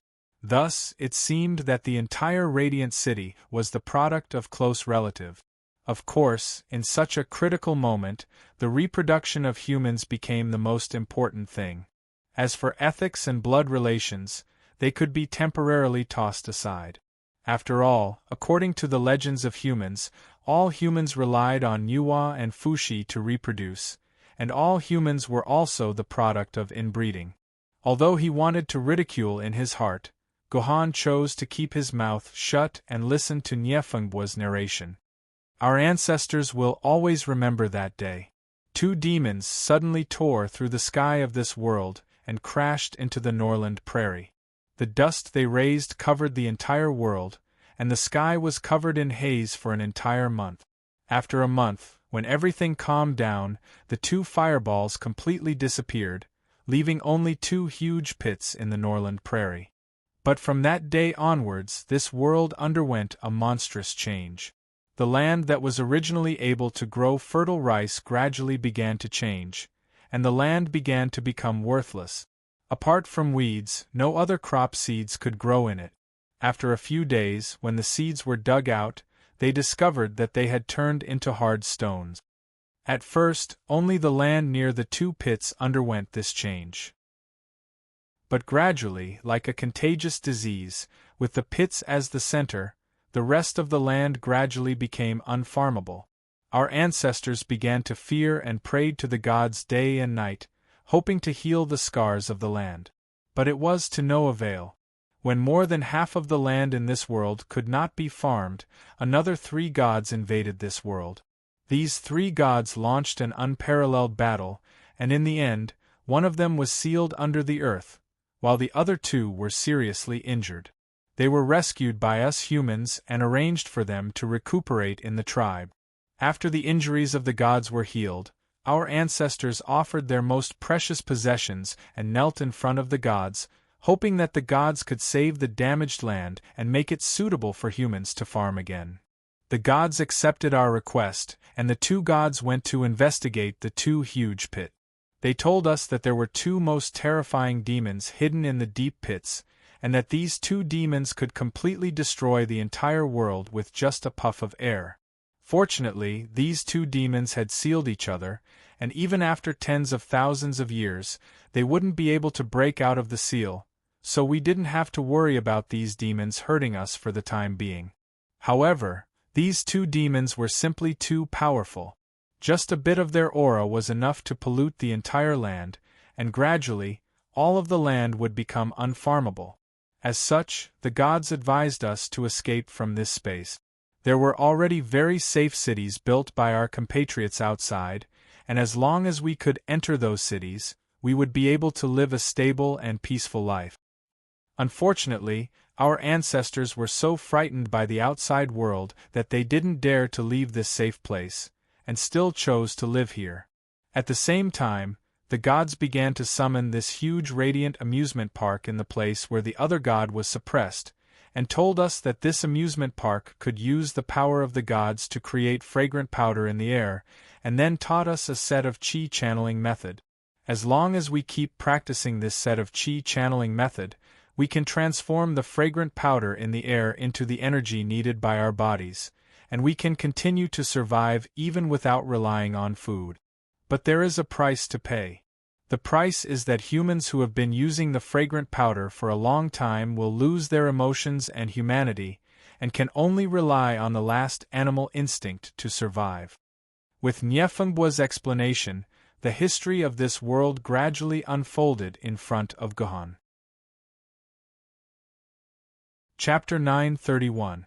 Gohan noticed that in Niefengbo's narration, there were a total of 6 gods. Among them, the first god to appear was the god in the bright moon lake. She appeared in the same era as the 7 ancestors of the Radiant City. Gohan knew that this god should be referring to the ship girl, serene. She was left in this world about 50 years after the apocalypse, which happened to be the period when Kinzu was active, which corresponded to the time of the 7 ancestors. Plus, she lived in the bright moon lake, so this god must be the ship girl, serene. And the 3 gods that appeared later should refer to Gilgamesh, Artoria, and Yuan Ko, whose name Gohan didn't know. The latter worked together to seal the former, and then built the Radiant Amusement Park, which also corresponded. The only thing that Gohan didn't know was the 2 gods that caused the land of this world to be polluted.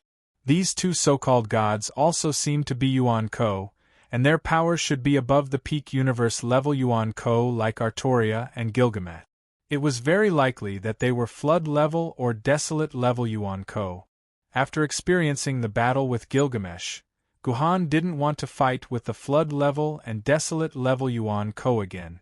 At that time, there wouldn't be a second Kinzu to save him. Since Artoria told them that the seal between the 2 could still last for a long time, Gohan could also temporarily relax. At this time, what Gohan should do was to quickly increase his strength, find his own spirit sword level swordmistress as soon as possible, and let himself become a spirit sword level swordmistress.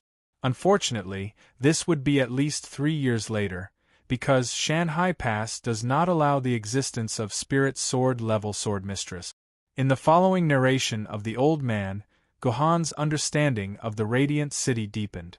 According to the old man, in the 10th year of the Radiant Amusement Park's construction, all the land was completely polluted.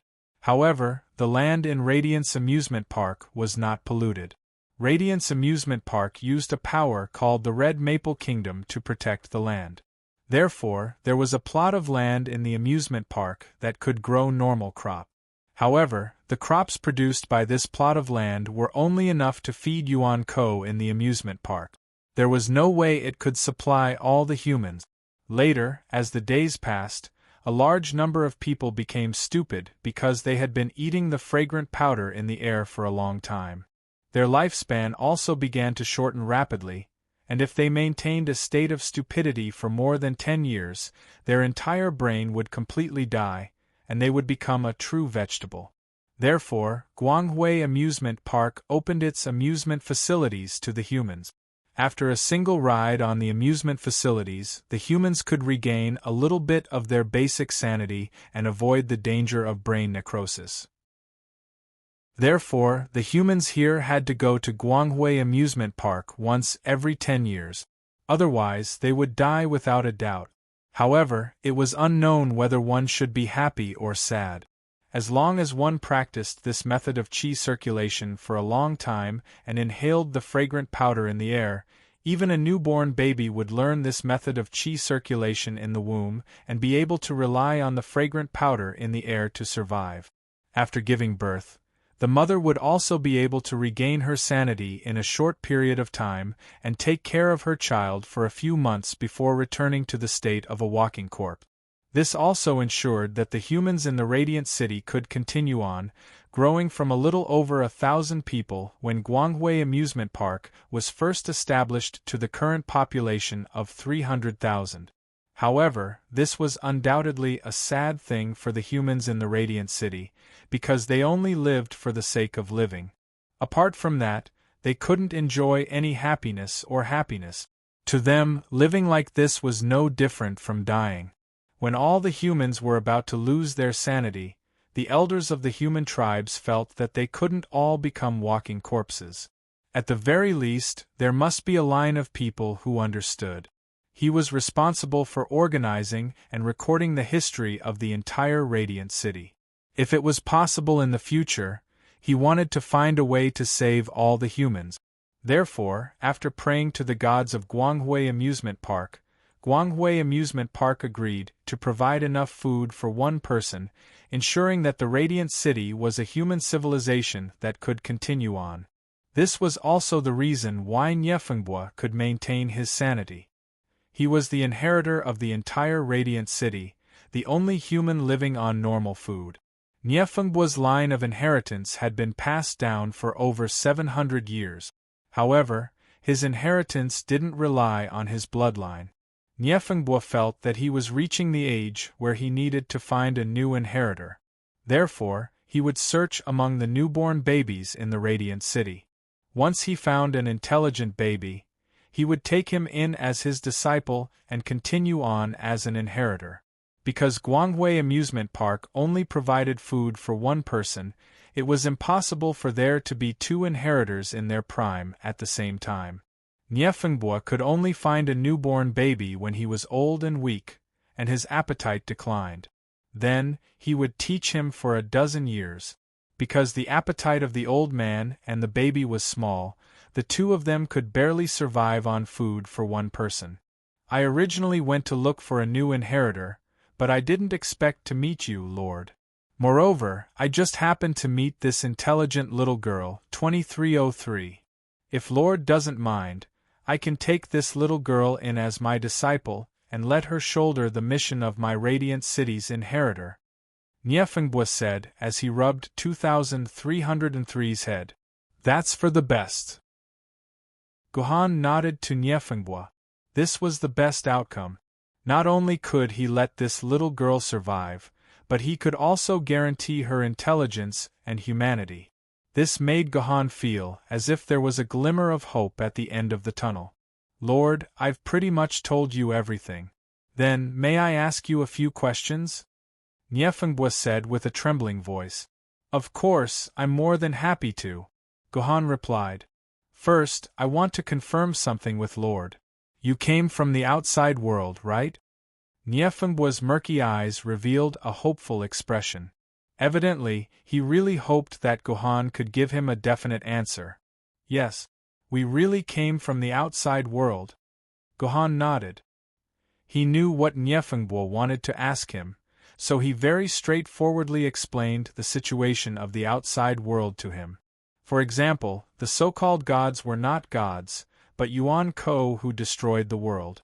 The humans and Yuan Ko had waged a 1,000-year war, which ultimately formed 8 headquarter cities. The war between humans and Yuan Ko was still ongoing. The humans could only ensure the safety of the headquarter cities. The other regions were still under Yuan Ko's control, and so on. Guhan's words were concise and comprehensive.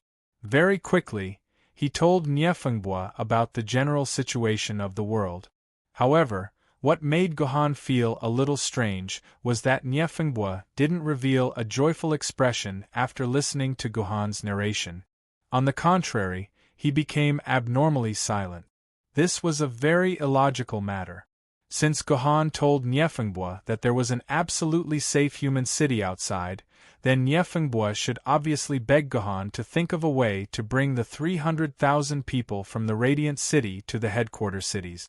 Although the journey to the headquarter cities was a little dangerous, and there was a possibility of losing more than 2/3 of the population along the way. But compared to staying in this world as a walking corpse, it was worth a gamble to risk a 1/3 chance of becoming a real human. If Guhan was Niefengbo, Guhan would definitely be impatient to beg him to bring the humans from the Radiant City out. He would be able to eat the food that a normal person could eat, and live as a normal person once again. However, the strange thing was that not only did Niefengbo not beg Guhan, but he also maintained a long silence, as if he was thinking about something. When Niefengbo woke up from his thoughts, he didn't mention the outside world at all, as if the outside world had no attraction to him. This Niefengbo is probably hiding something important from me. Guhan saw through Niefengbo's thoughts with a glance. However, since Niefengbo didn't want to bring the humans out, Guhan was also happy to let it be. Because once the humans here were brought away, the Radiant Amusement Park would definitely be exposed to the eyes of humans. According to the irreconcilable relationship between humans and Yuan Ko, the Yuan Ko here would most likely die in the hands of human sword-bearers. Guhan would personally take care of other Yuan Ko, but this was the home of the Black Tortoise, the place where the Black Tortoise was born and raised, and the amusement park that Artoria had painstakingly built. In addition, the Yuan Ko here had never offended humans, and his hands had not been stained with human blood for hundreds of years. Therefore, Gohan didn't want to see this place destroyed.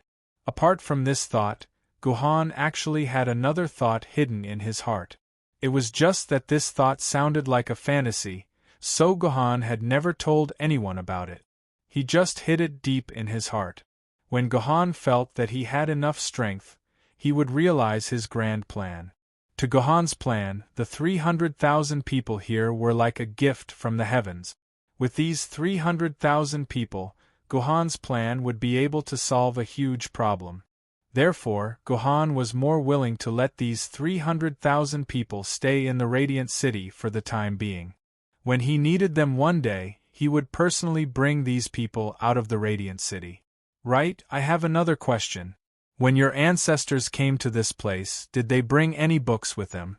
Or did anyone write their life's experiences in a diary or memoir?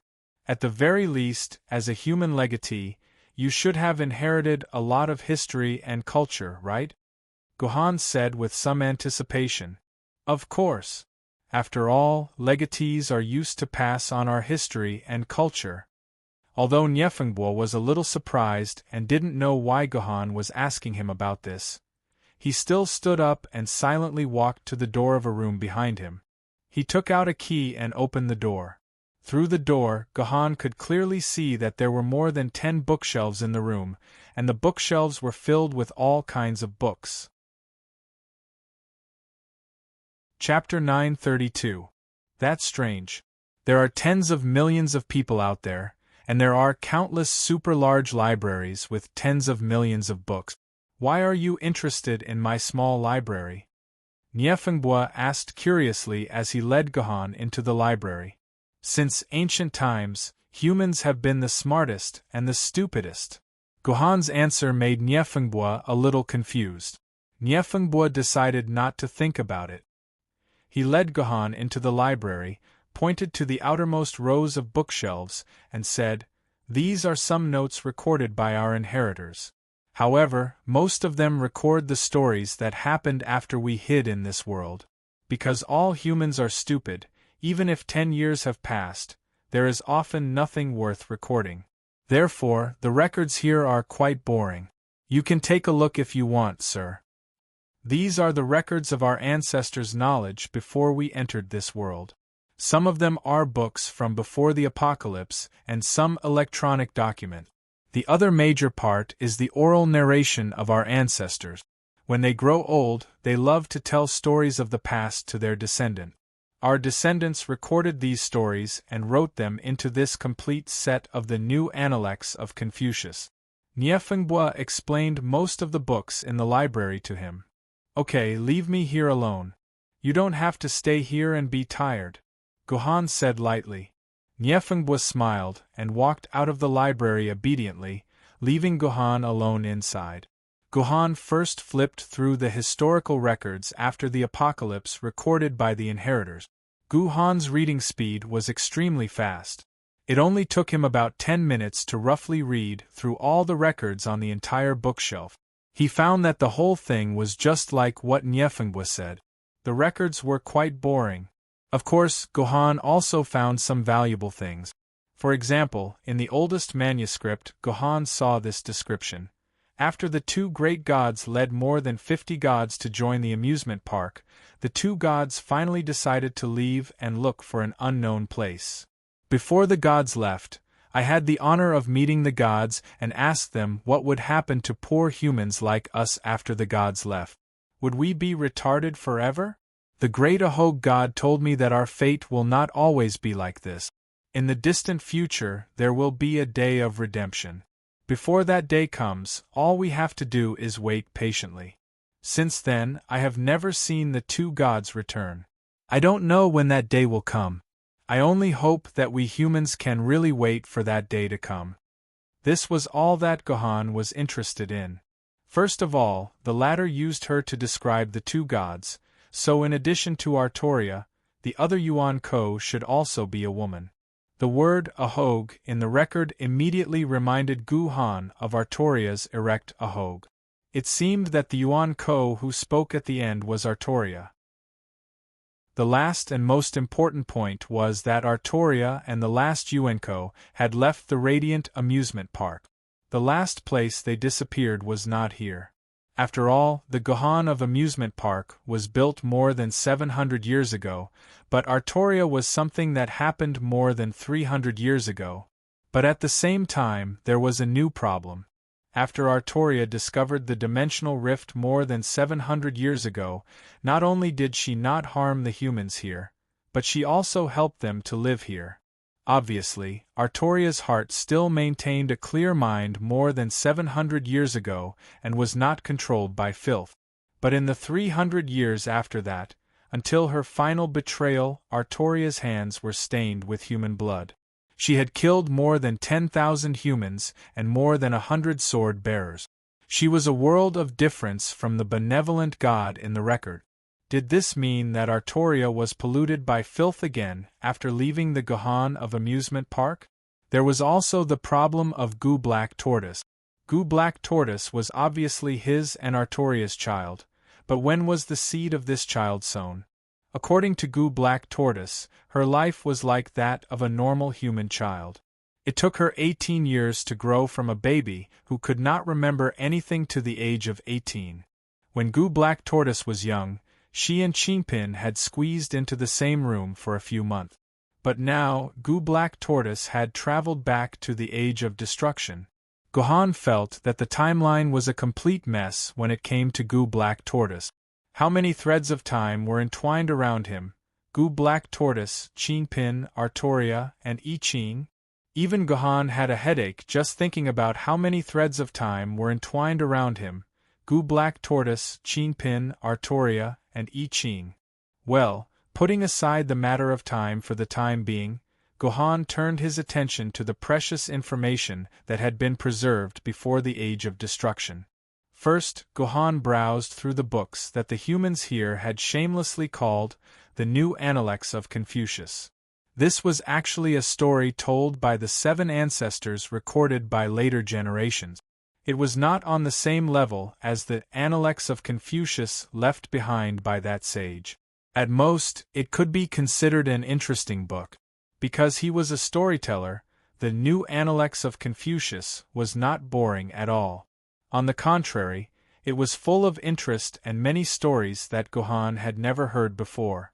For example, there was a story in which a country called Italy participated in a war called World War II. But the soldiers of this country were very interesting. First, a group of soldiers from this country got hungry during the march, so the whole army stopped to cook spaghetti to eat. As a result, because they were not allowed to do anything else while eating spaghetti, the entire army of 10,000 soldiers was captured by a small group of 25 French soldiers. Then, the 25 French soldiers escorted the 10,000 Italian soldiers to the prison camp. Due to a lack of manpower and their unfamiliarity with the terrain, about 2,000 Italian prisoners were separated from the main army. Just when the French soldiers thought that the prisoners would definitely escape, the prisoners finally found them and said that they should have the honor of being prisoners. In the end, the Italian prisoners were imprisoned in the prison camp. After a while, the extremely obedient Italian prisoners actually escaped from the prison. However, they did not escape from the prison to live, but to escape to another prison camp. They heard that the prison camp provided spaghetti as a meal. In other words, they escaped just to change the taste of their food. There was also a story about a great general and leader of North Korea holding a press conference, announcing that North Korea had successfully built a spacecraft to land on the Sun. Soon, North Korean astronauts would be able to land on the Sun and send back some selfies. The foreign reporter asked the general curiously, "The temperature on the Sun is so high. How are you going to land on the Sun?" At this time, the general looked at the foreign reporter with disdain. "Are you stupid? We can land on the Sun at night." The audience instantly burst into thunderous applause. There were many other interesting stories like this, and even Gohan couldn't help but laugh out loud.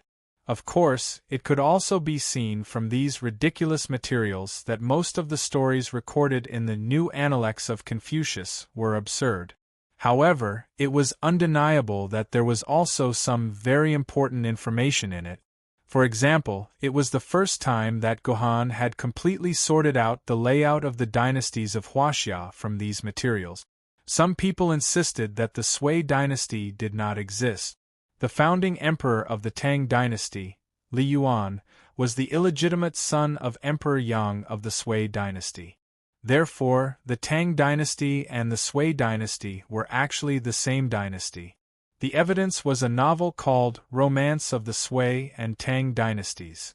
The Sui and Tang dynasties were connected together to mean that they were the same dynasty. The reason why Gohan could be sure of this was that the entire story of the Romance of the Sui and Tang dynasties was recorded in the New Analects of Confucius. In addition, historical stories such as Legends of the Eastern Zhou dynasty, Romance of the Three Kingdoms, Chuhan's Struggle for Hegemony, Legend of the Heroes of the Ming dynasty, Legend of the Heroes of the Song dynasty, and so on were all recorded in this way. According to the self-description of one of the ancestors, he was a fan of storytelling. These were all the contents that he had recorded through storytelling. Anyway, through this New Analects of Confucius, Gohan's historical knowledge had improved greatly. To put it bluntly, he had surpassed most of the historians in the world. After reading the New Analects of Confucius, Gohan couldn't wait to turn his attention to the well-preserved books from before the apocalypse. These were all books from before the apocalypse, and any one of them could easily fetch a price of millions in an auction in a base city. Unfortunately, when Gohan opened these books, he did not know whether to laugh or cry. This was because these books were all one lesson, one practice, 3 years of college entrance examination, 5 years of simulation, and Huanggong's secret scroll. It seemed that the person who kept these books should be a candidate preparing to take the college entrance examination and a candidate preparing to take the science exam. Otherwise, there should at least be some reference books like history, geography, and politics in these reference books.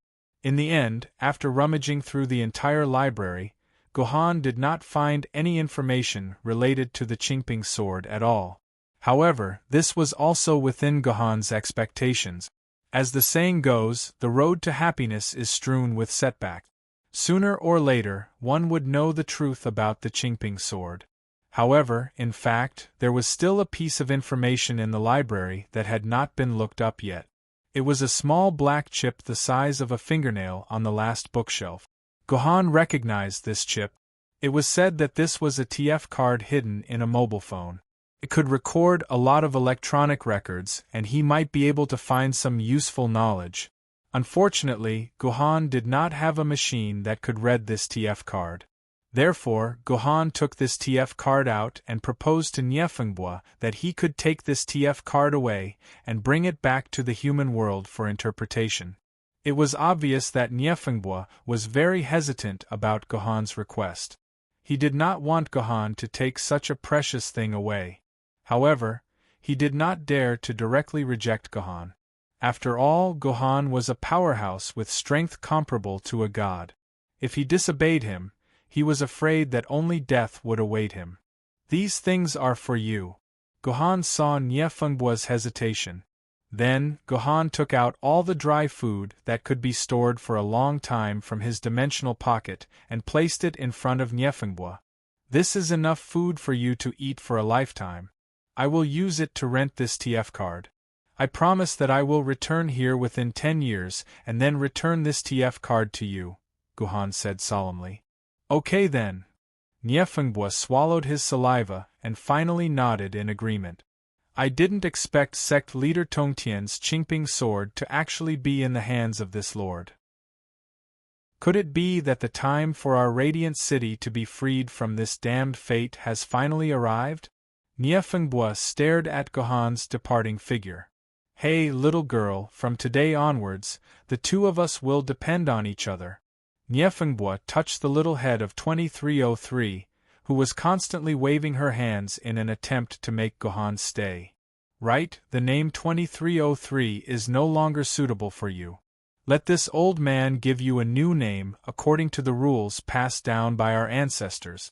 You live in the eastern part of the city. The eastern part of the city is filled with the descendants of the E clan, one of the 7 ancestors. Since you are so close to this Lord Gohan, and he has the Qingping sword in his hands, then from today onwards, you will treat Yi Qingping well. Fengbo shakes Qingping. Ha ha ha ha. Good name, good name. Fengbo laughed happily and raised Yi Qingping high. This little lowly finally had her own real name.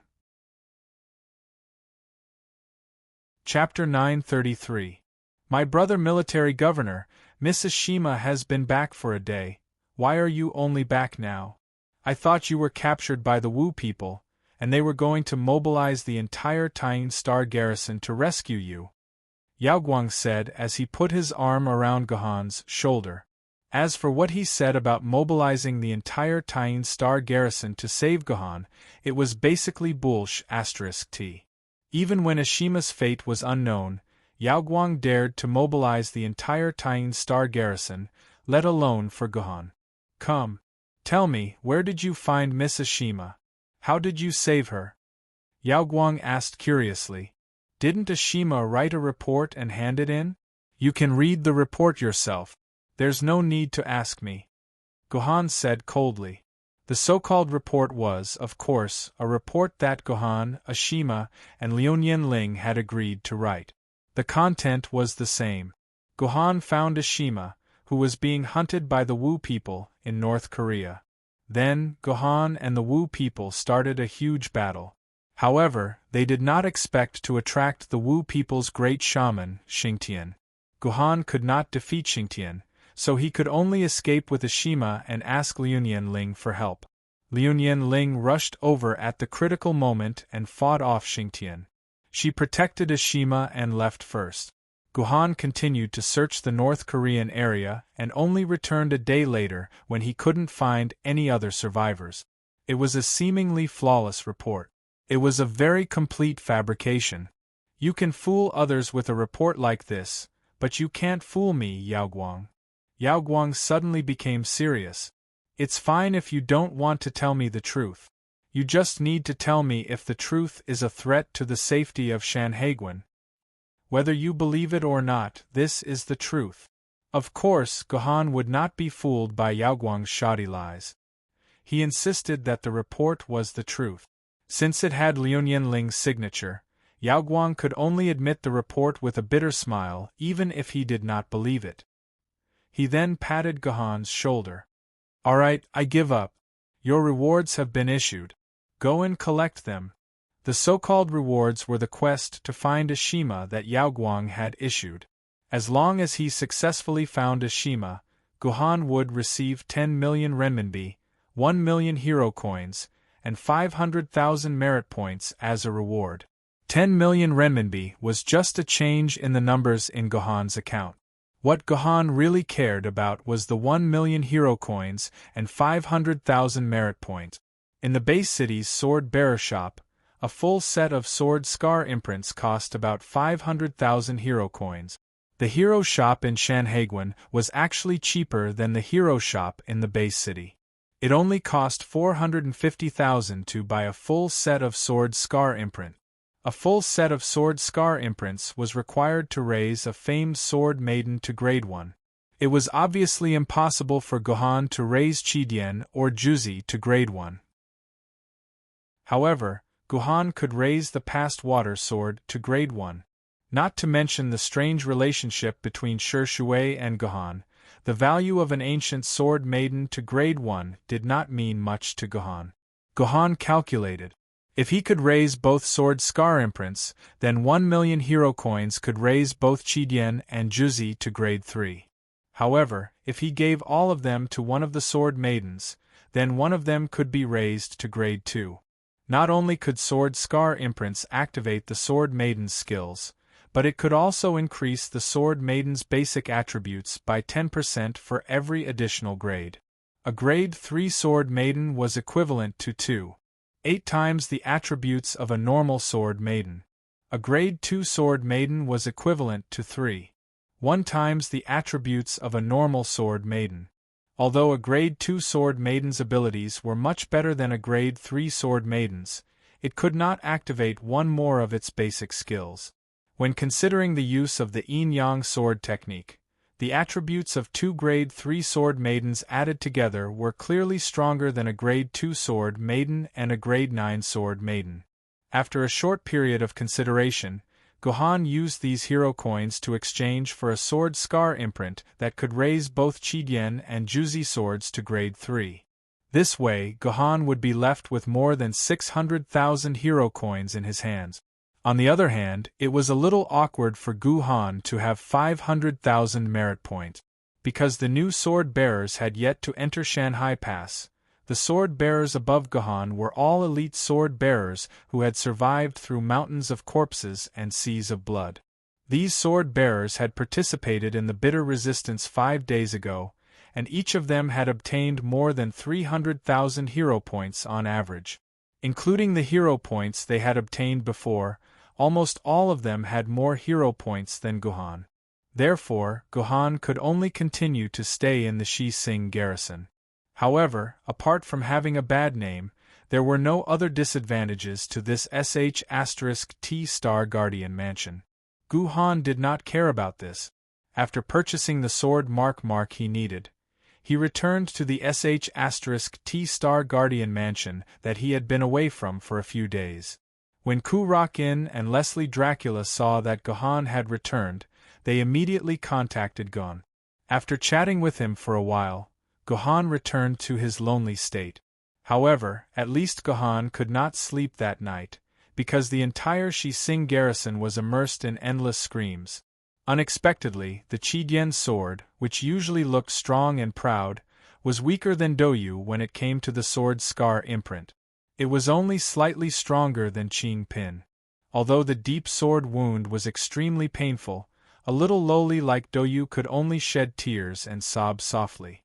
She only let out a cry when the sword was stabbed into her body due to the immense pain. For the rest of the time, she behaved like a little adult and was very strong. However, Qi was different.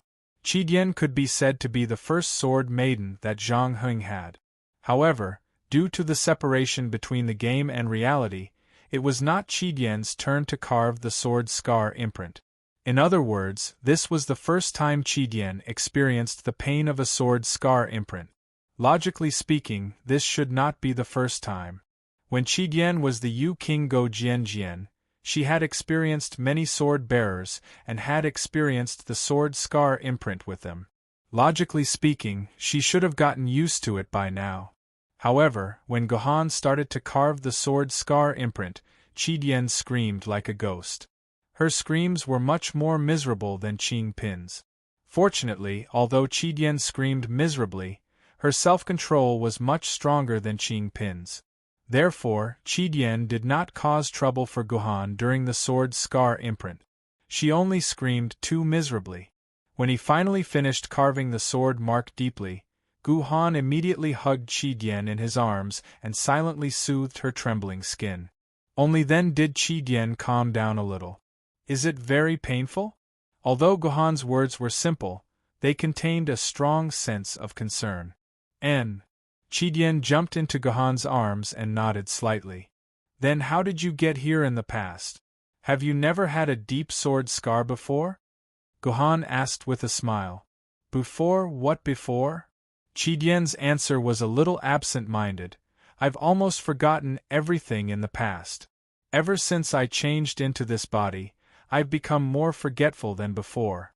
Other than the fact that my first sword wielder was Kanzu, and that I used to be the king of Yu, Go Jian, I don't have any other memories. Therefore, this sword scar is equivalent to the first deep sword scar in my life. It's good that you forgot. It was best to forget everything that had happened in the past. You are now a brand new sword maiden. Gohan patted King Yu's shoulder. It's already 3 in the morning, you're screaming so miserably, you should rest early. No! Qi suddenly jumped out of Gohan's arms and pressed Gohan down on the bed.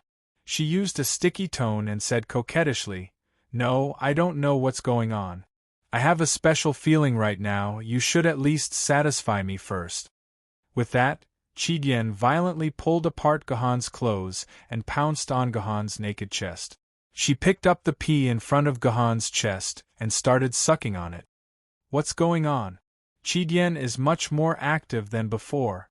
This is the first time she took the initiative to do something like this. Could it be that Qi is actually some kind of strange physique? The type that gets more excited the more painful it is? Gohan didn't have much time to think as Qi movements became more and more intense. Her palms even started to move downwards, grabbing towards Gohan's vital parts. "Is it fun to do this?" A voice suddenly rang out in the room, causing Qi to jump up from Gohan's body. She turned around and saw Juzi, who looked exactly like her, looking at her coldly and curiously. "Juzi, why are you here?" Qi asked anxiously. "Master said that he wanted to have a deep sword scar with me, so I've been waiting here. Is there a problem?" Juzi asked word by word, leaving Qi speechless. It was indeed Gohan who pulled the two of them in, saying that they would complete the mission in one night. However, Juzi was too quiet. At the same time, the pain from the deep sword scar made Qi neglect many things. As a result, she forgot about Juzi and prepared to have a live erotic session with Gohan in front of Juzi. "Juzi, come here, it's your turn to make a deep sword scar." Gohan resolved the awkwardness in time. He pulled Juzi to his bed and began the process of making a deep sword scar on Juzi. Qi stood at the side thoughtfully and supervised the whole process of Juzi's deep sword scar. It was surprised that the deep sword scar looked like this from a bystander's point of view. On the other hand, Juzi was extremely ashamed. This was because Juzi didn't utter a single word throughout the entire process. She didn't even let out a single tear or groan, let alone scream. However, Qi had a feeling that this wasn't a good thing. A sword mistress should at least have enough emotions. If a sword mistress didn't even moan in such great pain like Juzi, then this sword mistress was in too much pain. Chapter 934. When Gohan opened his eyes the next morning, he discovered that he was hugging two identical beautiful sword maidens in each of his arms. "This is Qi?" Gohan looked at the sword lady on the left. "This is Juzi?" Gohan looked at the sword lady on the right. After Qi was reborn, it and Juzi were like twins, as if they were carved from the same mold. Usually, Gohan could only judge them based on the different colors of their clothes. Qi was wearing golden clothes, while Juzi was wearing black clothes. But now, because these two sword ladies had been making deep sword scars for the whole night, their clothes were already scattered on the ground. Two naked bodies were lying in Gohan's arms, fast asleep. If these two sword ladies spoke, Gohan might be able to judge their identity from their tone of voice. But unfortunately, both of them were in a deep sleep. They had the same delicate face, the same skin color, and even their opi was the same size. This made it difficult for Gohan to quickly judge which was Qi and which was Juzi. Well, it wasn't like there was no way. Gohan gently touched the opi of the sword lady on the left, and then the opi of the sword lady on the right. Then, he quickly determined that the one on the left was Qi and the one on the right was Juzi. The reason was very simple. Qi body had already been developed by Gohan, and the pair of opi had become very soft under Gohan's careful care. However, Juzi was still a virgin, so her opi was relatively firm, and it felt a little hard when he pinched it. To make an analogy, Qi opi was like a soft orange. On the other hand, Juzi's opi was like a hard apple. That was the difference in the texture. After distinguishing the sword ladies, Gohan didn't continue to fiddle with their perverted hobby of opi. Instead, he entered his consciousness into his purple palace and saw a surging river in his purple palace. This was a river completely composed of sword essence. For ancient sword wielders, the sword essence in their bodies was around 100 to 1,000 quarks. The sword essence in their purple palace was extremely sparse, and it was like stars hanging in various parts of the purple palace. If one did not look carefully, they would not be able to sense their sword essence. At the treasure sword level, the sword essence in the body could barely condense into a small ditch. Moreover, the speed at which the sword essence flowed was very slow. However, one could clearly see the sword essence in their Zifu with their own consciousness. When one reached the level of a famed sword wielder, the sword essence in one's body would turn into a cheerful flowing stream, with water constantly splashing from the stream. But now, the sword essence in Gohan's Zifu had turned into a big river, just like the Yangtze River. This was a scene that could only be seen in the Zifu of a spirit sword wielder, which meant that the sword element in Gohan's Zifu had broken through 100,000 quarks. In fact, to be precise, Gohan currently had 430,000 quarks of sword element, which was considered to be at the middle level among spirit sword wielders. This was entirely due to the dedication of Gilgamesh. This was the generous contribution of the universe-level Yuan Ko. Gohan's Chidian sword was able to absorb a total of 800,000 quarks of sword element from his dimensional vortex, and then these 800,000 quarks of sword element were transformed into 420,000 quarks of sword element into Gohan's body. 430,000 quarks of sword element, coupled with Gohan's swordsmanship, it could be said that now, as long as Gohan was equipped with a spirit sword wielder, Gohan would become a spirit sword wielder. Then, Gohan would be able to easily defeat all the spirit sword wielders and become the #1 person among the spirit sword wielders. My ass, #1 person in the spirit sword level. I'm still too weak. Gohan instantly threw this idea to the back of his mind, and at the same time, burst into a bitter smile. Gohan could not help but recall his battle with Gilgamesh. In that battle, he was nothing more than a toy for Gilgamesh to toy with.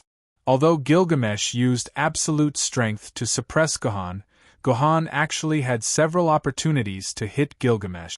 Unfortunately, Gohan did not see the location of Gilgamesh's dimensional node from the beginning to the end.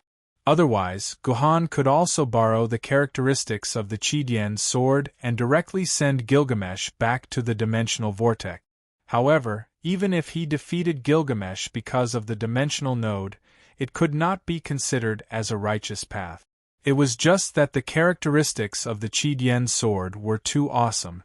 In his heart, Gohan faintly hoped that he could defeat Gilgamesh with his swordsmanship. Originally, Gohan thought that under the absolute suppression of strength, no matter how excellent his swordsmanship was, it would be useless. However, it was not until Kanzu appeared and used the marvelous harmonious stream of flowing goblets that Gohan suddenly realized that swordsmanship was not completely useless under the absolute suppression of strength. Rather, it was because Gohan's swordsmanship was not high enough. He had not even reached 1/10 of the realm of the harmonious stream of flowing goblet. Gohan felt that if he could master the harmonious stream of flowing goblets, he would not be in such a difficult situation like before. He might even be able to maintain a 50-50 situation with Gilgamesh for a period of time. Under the circumstances of Green Lotus White Root Body and Yin-Yang Sword Secret Art, Gohan was even confident that he could suppress Gilgamesh.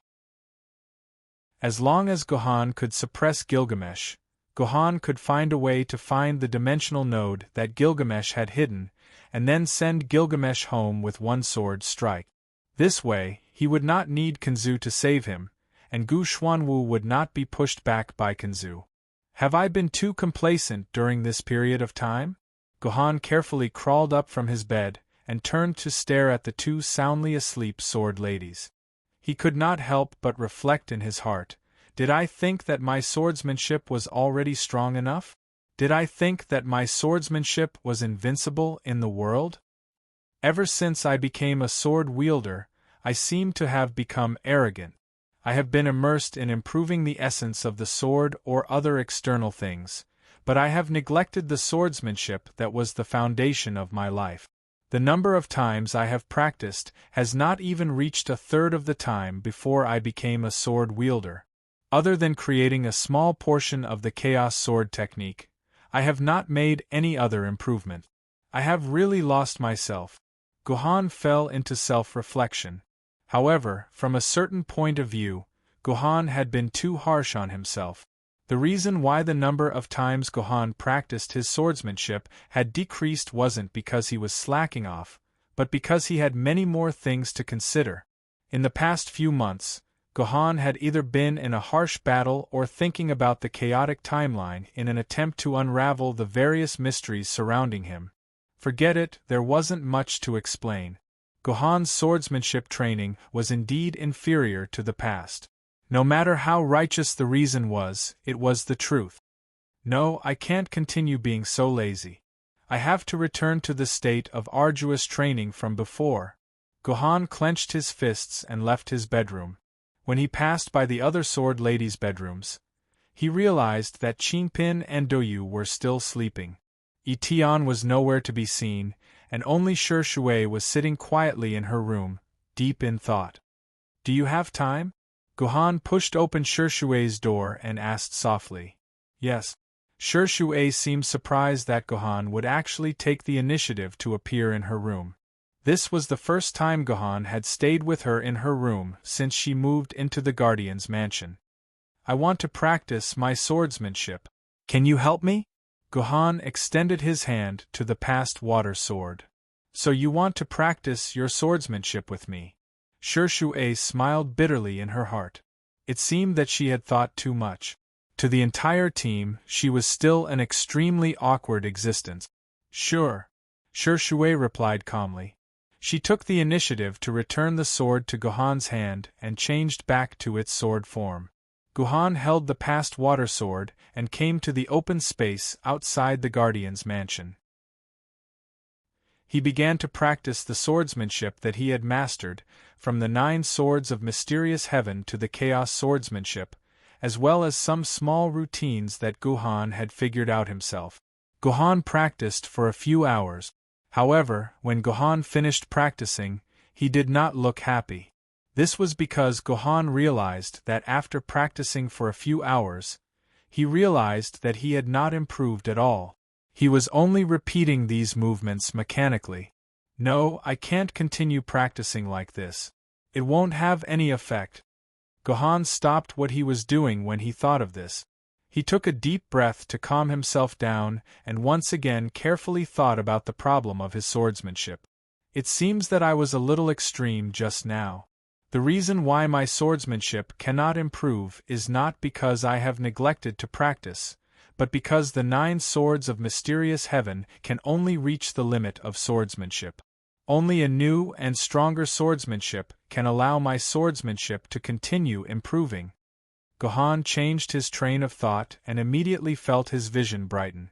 At the same time, the harmonious stream of flowing goblets that Kenzu had used before flashed through Gohan's mind. Then, Gohan began to imitate Kenzu's sword. This imitation lasted for a full 7 to 8 hours. It was only when the entire world entered deep into the night that Gohan abruptly broke out of this state. "Awoo!" Gohan suddenly let out a long howl that could shake the entire world. Then, his entire body suddenly turned into a stream of light and began to brandish his sword. "Sword of the Abyss. Sword of Slaughter. Sword of the Heavens. Sword of Tranquility. Chaos splitting heavens." Gohan practiced from the 9 swords of mysterious heaven all the way to the chaos swordsmanship that he created. Originally, Gohan's chaos swordsmanship only had one ultimate move, Chaos Splitting Heavens. Logically speaking, after using this move, Gohan's matter should end. However, Gohan's body was still brandishing his sword. Moreover, his swordsmanship gradually became like the starry sky. Although Gohan was clearly only the size of a person, his sword's momentum seemed to cover the entire starry sky. No matter where he was, he could be attacked by Gohan at any time. "Who?" After practicing this move to the extreme, Gohan finally stopped. His clothes were already drenched in sweat. From now on, This move will be called Chaos Stars. Guhan gave a brand new name to the moves in his newly created Chaos Swordsmanship. A satisfied smile finally appeared on Guhan's face. After creating the Chaos Stars, Guhan discovered that his swordsmanship was vaguely climbing to a higher level. If he could create the complete Chaos Swordsmanship, then his swordsmanship would definitely reach a brand new peak. At that time, it would not be impossible for him to compete with Kenzu's swordsmanship. Chapter 935. After his breakthrough on the first day, Guhan felt powerless over the next few days. This was because Guhan realized that if he wanted to further improve his swordsmanship, he had to perfect the entire Chaos Swordsmanship. However, after creating the Chaos Stars, Guhan discovered that he had used up all of his accumulated knowledge. He could not improve the Chaos Sword style, no matter how much he practiced. Guhan tried to recall the usage of the harmonious stream of flowing goblets from Kenzu, but it was a pity that the sword style gradually faded from Guhan's memory after he mastered the Chaos Stars. In the end, Guhan seemed to have completely forgotten how to use the sword style. Looks like I'll have to figure it out in actual combat. Guhan knew that he could no longer perfect the Chaos Sword style by himself. Guhan decided to use his 200,000 achievement points to exchange for 40 days of vacation from the Taiyin Star garrison. He then left the Shi Sing garrison with the past water sword in hand, and ventured deep into the Wu people's territory with his sword maidens. A few days later, the Wu people were spreading a strange rumor. A human had barged into the Wu people's territory, and had taken the initiative to provoke the Wu people's tribes. He fought against the intermediate sorcerers of the Wu people, and defeated many of the elite intermediate sorcerers of the Wu people. Initially, there was no need for the rumor to spread. There was no shortage of fearless human swordsmen since ancient times, and such swordsmen would usually be able to act arrogantly for a while. However, when the Wu people's army surrounded the swordsmen, they could only choose to be surrounded and beaten to death. Of course, the swordsmen with the surname Lunyan were an exception. However, according to the rumor, the audacious human did not command his sword maidens like the other swordsmen. Instead, he fought with the sword maidens in his hands. This was just a strange thing. What was even more strange was that when this human was fighting against the sorcerer tribe, he never used the power of the stars transformed from sword essences. He completely relied on his own body and sword techniques to fight against the sorcerer tribe. The strangest thing was that the sword-bearer, a piece of trash without the power of the stars, had defeated over 100 intermediate sorcerer tribe warriors in a row. He had even slaughtered a small tribe under the Dijiang tribe. Over 40 intermediate sorcerers in the tribe had all died. This completely shattered the worldview that the Wu people had built up over the centuries. Even the bloodline of the Lun Yen family could not do this. Was the swordsman really human?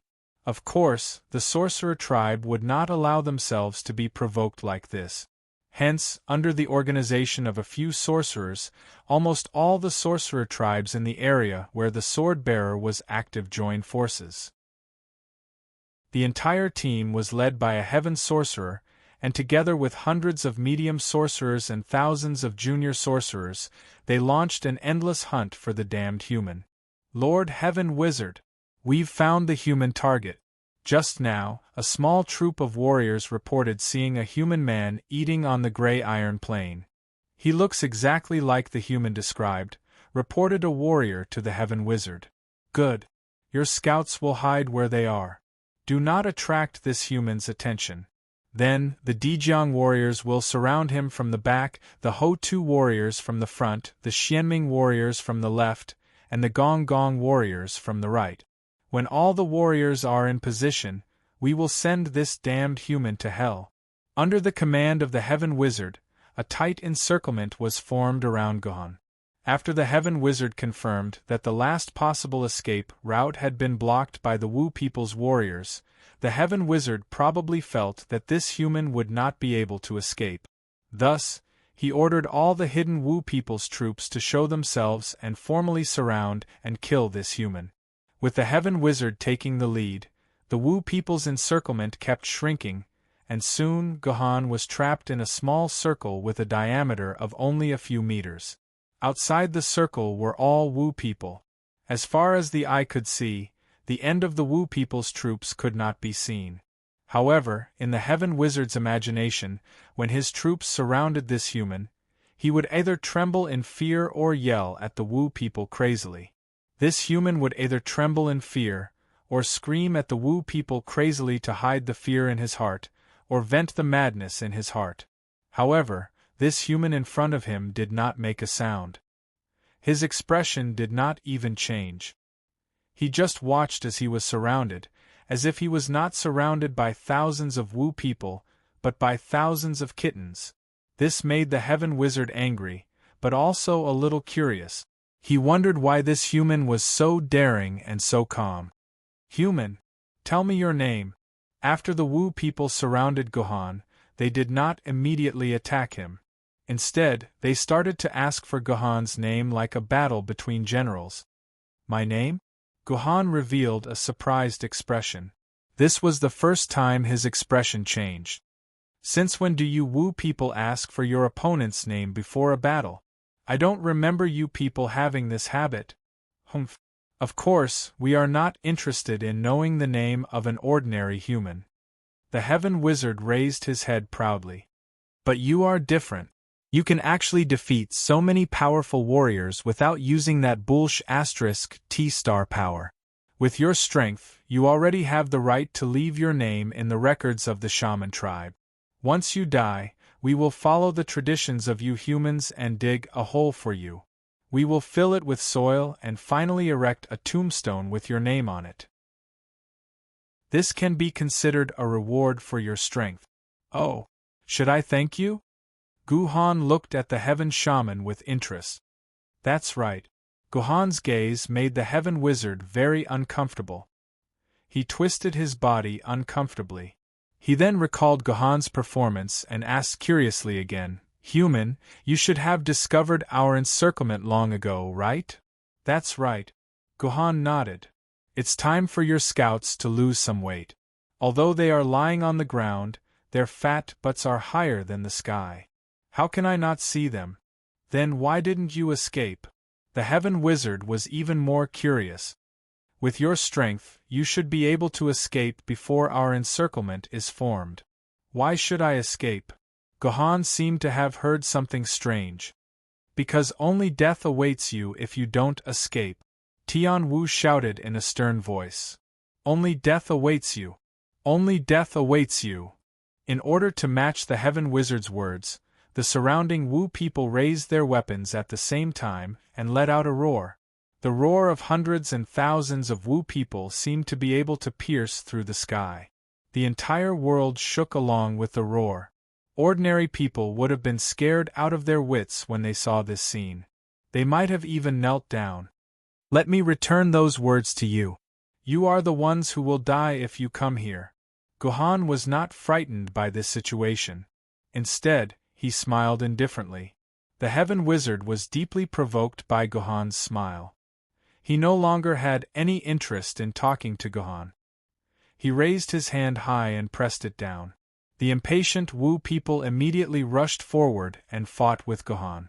The Heaven Wizard did not attack immediately. Instead, he hovered in the air and observed the battle silently. Very soon, the Heaven Wizard realized that things were just as the rumors said. This human did not use the power of the stars. He only relied on an ordinary sword mistress to fight the Wu people.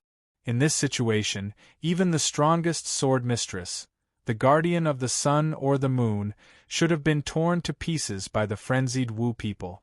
However, this was not the case. It was not this human who was being torn to pieces, but the powerful Wu people warriors. Although these warriors were all junior magi, even if they were junior magi, their strength was still a few times greater than that of ordinary human beings. More importantly, these warriors had a wealth of battle experience. After a long period of reincarnation, These warriors had honed their skills in close combat. Coupled with the fact that the sorcerer tribe was not afraid of death, they could often kill ancient sword-bearers who had an advantage in terms of strength and were scared shitless. Besides, among these junior magi there were some more powerful intermediate magi. Every intermediate magi's physical strength was a few times greater than a junior magi's, and every intermediate magi was able to exchange a few moves with a famous swordswoman. Before they set off, the Heaven Wizard saw the troops he led and felt that he might have made a mountain out of a molehill. The next human sword mistress would not need such a strong army. But when the battle really started, the Heaven Wizard began to regret not bringing more people with him. The fearless junior wizards were as weak as cabbages in a vegetable field under the sword of this human sword mistress. With a swing of the sword, 5 or 6 junior wizards were cut in half at the same time. They turned into blood essence, and returned to Zhu Wu's blood essence. As for the intermediate warlocks, although the human was unable to kill them instantly, every time he attacked with his sword, he was extremely cunning, hitting the weakest parts of the intermediate warlocks. After 5 or 6 strikes, an intermediate warlock would die under the human's sword. What was even more infuriating was that the human's movements were extremely graceful. He was clearly being attacked by a few or even a dozen sorcerer tribe warriors at the same time, but his body was like the body of a snake, able to weave through the shadows of the swords. The attacks of the sorcerer tribe warriors could not even touch the human's body. Instead, because of the short moment of paralysis caused by the attacks, the human took their lives with a backhand. The Heaven Wizard only watched for a few dozen seconds before he felt that he could not watch any longer. Instead, he picked up his weapon and joined in the attack on Gohan. "I won't kill you. Go." There were only 2 people left on the battlefield. One was Gohan, and the tip of his sword was pressed against his opponent's throat. The other was the Heaven Wizard who had just spoken to Gohan. Why don't you kill me? Are you looking down on me?" The Heaven Wizard was extremely angry that Gohan did not kill him. "No. I just want you to pass a message for me," Gohan said calmly. "What message?" the Heaven Wizard asked subconsciously. "Go tell your great wizard." Gohan looked at the messy battlefield around him. "Don't send these useless witch tribe members to their death. They don't even have the right to train my sword skills." Chapter 936. When he saw that Heaven Witchcraft's figure gradually disappearing from his line of sight, Gohan was caught off guard and fell to the ground. Although Gohan had killed thousands of Wu people in an awe-inspiring manner and even captured the Heaven Wizard in the end, Gohan had actually exhausted his physical strength to the limit. However, Gohan had actually overdrawn his physical strength to the limit. Without using the power of the stars, it was already a miracle that Gohan was able to last until now. Not bad, the effect of this training is not bad. I have some ideas about the next steps of the chaos swordsmanship. After catching his breath, Gohan mumbled to himself helplessly. Although the battle just now had exhausted Gohan's physical strength, it had also allowed Gohan to have some ideas about the chaos swordsmanship. At the same time, Gohan also had new ideas about how to perfect this swordsmanship. I hope I'll meet a stronger opponent next time.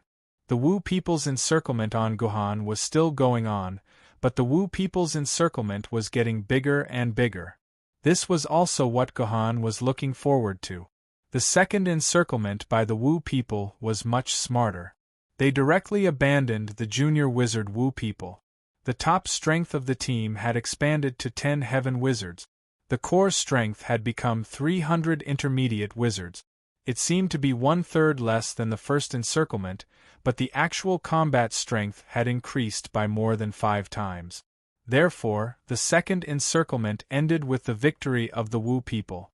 After fighting for more than 10 minutes and killing more than 50 intermediate wizards, Gohan was forced to exhaust all his physical strength by the Heaven Wizard. He knelt on one knee and could only use his sword to support his body. Just as the Heaven Wizard was about to end this damned human's life, Gohan suddenly took out a droplet flying ship and quickly escaped from the encirclement by the Wu people. Therefore, in the third encirclement, the Wu people brought the Wu people of the Dejiang tribe, who were good at archery. They were ready to shoot down the damned vehicle when Gohan took out the droplet flying ship to escape. But it was useless. The surface of the droplet flying ship seemed to be made of some special material. The arrows of the Wu people didn't cause much damage to the droplet flying ship and couldn't stop it from escaping. What was worse was that Gohan only escaped after killing 100 intermediate wizards in the third encirclement. He killed twice as many intermediate wizards as he did in the second encirclement. Didn't this mean that Gohan's strength had doubled? This was proven during the fourth encirclement. This time, Gohan killed 150 intermediate wizards before escaping. Moreover, Gohan deliberately killed all the intermediate wizards of the Dejiang tribe before leaving in the droplet flying ship. Then came the fifth encirclement. After losing more than 300 intermediate wizards, the Wu people finally learned their lesson. They couldn't even bear to send their intermediate wizard warriors into the battlefield. They sent out a super team of 50 heaven wizards to engage in a battle with Gohan that lasted for half an hour. Apart from the 50 heaven wizards who fought Gohan directly, another 20 heaven wizards from the Gomang tribe cast a flight restriction spell and completely sealed off the airspace around the battlefield. This prevented Gohan from escaping using the droplet flying ship. In the eyes of these heaven wizards, Gohan was destined to be unable to escape this time. Unfortunately, reality still slapped them in the face. This time, Gohan didn't engage in a tug-of-war with them like he usually did. Instead, he used an explosive sword move that resembled starlight and killed 3 heaven wizards on the spot. Then, he took advantage of a gap in the encirclement to kill his way out. Then, he quickly killed a Gomang heaven wizard who was maintaining the flight restriction spell, causing it to lose its effectiveness. Then, he once again escaped the battlefield in the droplet flying ship. Then came the 6th, 7th, 8th. By the 12th time, the Wu people's expressions had changed at the mention of Gohan. The Wu people didn't even dare form a team to encircle and kill Gohan, because this fellow would definitely find a way to escape. Even more terrifying was that this human's sword technique seemed to improve after each encirclement. During the second encirclement, the 300 intermediate wizards were able to force Gohan to escape. However, during the 12th encirclement, the Magi had mobilized all the 300 heaven Magi they could muster to carry out the encirclement, but they still lost 5 heaven Magi. Then, they allowed Gohan to escape without any way to stop him. At that moment, the Wu people came to a realization. The fundamental goal of the other party's provocation wasn't to go crazy like a fool, but to use the Wu people to hone his sword technique. Although this discovery allowed the Wu people to discover the truth, it also made the Wu people feel disgusted, as though they had eaten a rat's feces. Since when did the Wu people, who could make the entire human race tremble, become a sharpening stone for the other party to hone his sword technique? It was truly tragic for the Wu people to live to this stage. Therefore, the Wu people decided not to form a team to encircle and kill Gohan, lest his strength continued to rise. They only ordered the smaller tribes under the major tribes to move closer to the major tribes. The 12 tribes lived in group. This way, Gohan wouldn't be able to break through the tribes' defenses. They were completely avoiding battle. At the same time, Gohan felt that the Wu people's reaction was very strange. According to Gohan's estimation, by the 8th encirclement, the Wu people should have known that the Heaven Wizard Wu people wouldn't be able to kill Gohan. Only a great wizard could kill Gohan. However, from the beginning to the end, Gohan didn't see a single great wizard attack. It was as if the 12 great wizards among the Wu people had disappeared. It wouldn't be a big deal if they had simply disappeared. It wasn't a bad thing for great wizards to disappear. What Gohan was truly worried about was that the great wizards hadn't disappeared, but were secretly hiding somewhere and plotting something. During this period of time, Guhan had killed over 20 heaven wizards, over 300 intermediate wizards, and over 1,000 junior wizards. This wasn't a small number. It was almost equivalent to 1/10 of the Wu people's strength after the battle. Such a huge loss was enough for the great wizards to chase after Guhan. But in fact, these great magi did not do anything. If they were really plotting something, then it must be a huge plot, so huge that these great magi would rather give up 1/10 of their power than give up on their plan. Looks like I need to inform the Yaoguang and ask them to pay attention to the Wu people's recent movements. Guhan thought to himself. At the same time, he started to pack his belongings and prepared to return to the Shixing garrison. He had been out for 38 days, and only had 2 days left of the leave he had taken. Moreover, from the 10th battle onwards, Guhan realized that this kind of battle was no longer able to improve his strength by much. In the following 11th and 12th battles, Guhan's strength was stagnant. Moreover, after fighting for 38 days, Guhan's spirit had reached a very tired state. It was time for him to return to the Guardian residence and have a good sleep. He believed that after this mess, the Wu people, who had suffered heavy losses, wouldn't have the guts to attack the Guardian residence again. When he returned to the Guardian residence once again, Guhan noticed that the entire Guardian residence had become much livelier. The Guardian residence, which had been deserted for a long time, was once again occupied by various human buildings. From time to time, teams of ancient sword-bearers could be seen patrolling the Guardian residence. Originally, only 3 guest Guardian residences under the Sanshuian garrison that Guhan was in had their own Guardian residences. The other 3 guest Guardian residences didn't have their own Guardian residences and were left empty. But now these 3 guest Guardian residences already had their own Guardian residences, and these Guardian residences were on their respective thrones. Previously, none of the Guardian residences had been equipped with ancient sword-bearers. In the Shixing garrison, Guhan had been a lone commander without any subordinates. However, this time, when Guhan returned to the territory of the sh*T planet Guardian residence, he discovered that there were 18 ancient sword-rank swordbearers in his territory. According to the sh*T planet Guardian residence, there would only be 18 ancient sword-rank swordbearers in the sh*T planet Guardian residence when it was full. Obviously, his Guardian residence had already replenished its ancient sword-rank Guardian residence. It seems like the Sword Committee and the Shanhai Pass Management Committee must have been terrified. I'm afraid that the shamans will really break through the great cycle of stars formation.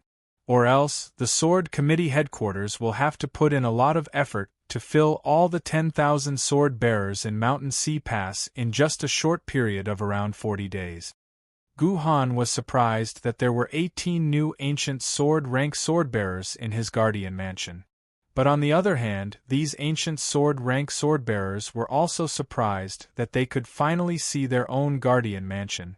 To be honest, these ancient sword-bearers were filled with resentment towards Guhan. First of all, these ancient sword-bearers had been forcefully transferred to Shanhai Pass by the Sword Committee, and they were already filled with resentment. Everyone knew that Shanhai Pass was a place of death. Moreover, the details of the tragic battle in Shanhai Pass had also been published on the internet. More than 8,000 people had been killed, and every ancient sword-bearer who had been forcibly transferred to Shanhai Pass was terrified. They felt that they would not be able to return to the base city alive. Secondly, there was the name of this Guardian residences. The name of the Shixing garrison made these ancient sword-bearers feel disgusted. Since there were no new names for the Shixing garrison, these ancient sword-bearers all had the title of Town Defender of sh*T star above their heads. When these small guardians of sh*T star met other guardians, they wanted to find a hole to hide in. Even if the other party did not mention anything related to sh*T star, these ancient sword-bearers could feel that the other party was mocking them in their hearts. Finally, there was the resentment towards Guhan. the sh*T* Guardian. Other famed sword-level guardians would console their ancient sword-tier sword-bearers and teach them some survival techniques in Mountain Pass. Finally, they would even give out some sword mark imprints or RMB to their subordinates to buy their hearts. However, his guardian had actually taken a 40-day-long leave in one go. From the moment these ancient sword-bearers were assigned to sh*T*, they did not even know what their guardian residences looked like or what their guardian residences looked like, let alone receive any benefits from him. When these resentments were added together, they became extremely powerful. The resentments of the first two could not be vented on the Sword Council or the Great Eengard Manor, so in the end, they could only vent it on the unlucky Guhan. Therefore, when Guhan first appeared in the Shi Sing garrison, these ancient sword-bearers immediately gathered at the entrance of the guardian residences, ready to pounce on their superior. At the very least, they wanted to force him to give them a lot of benefits. Chapter 937. As soon as he returned to the guardian's residence, and was about to take a good rest to replenish the energy he had expended in the battle with the Wu people, Guhan was suddenly woken up by a commotion at the door. When Guhan opened the door, he saw more than 10 humans blocking his door, shouting something. Guhan looked like a labor contractor surrounded by migrant workers who wanted to pay his wages. After listening for a while, Guhan finally understood what these sword-bearers were saying. It turned out that these sword-bearers were accusing him of being irresponsible. He had disappeared for more than 30 days in one go, and he did not even do what a superior should do to welcome a newcomer. The newcomers could only miserably learn the rules of Shanghai Pass from the other guardians' residences. Besides that, these ancient sword-rank sword-bearers were also complaining that Guhan did not protect them. Other guardians' residences had famed sword-bearers protecting them, but they could only rely on themselves. For example, they said that 20 days ago, the Wu people had suddenly launched a surprise attack on the guardians' residence.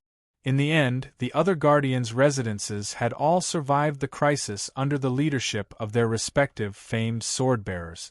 Only the 18 ancient sword-rank sword-bearers did not have the protection of the famed sword-bearers. In the end, 4 intermediate sorcerers from the Wu people killed their way into the Poop Star. If not for the fact that these 18 ancient sword-rank sword-bearers had worked together and helped each other, they would have suffered many casualties. In short, these ancient sword-rank sword-bearers were constantly complaining to Guhan. They were complaining that Guhan had not done his duty. "All right. I understand what you all mean." Guhan, who was feeling a splitting headache, waved his hand and said gently. Unfortunately, these ancient sword-rank sword-bearers did not appreciate it and continued to complain. "Shut up." A ray of sword chi flew out of Guhan's hand and flew past the noses of these 18 ancient sword-rank sword-bearers. The noisy scene suddenly became silent. These ancient sword-rank sword-bearers suddenly realized that their superior's temper was not as good as they had thought. "I ask a question and you answer it. Otherwise, I will move him to the outer area to guard."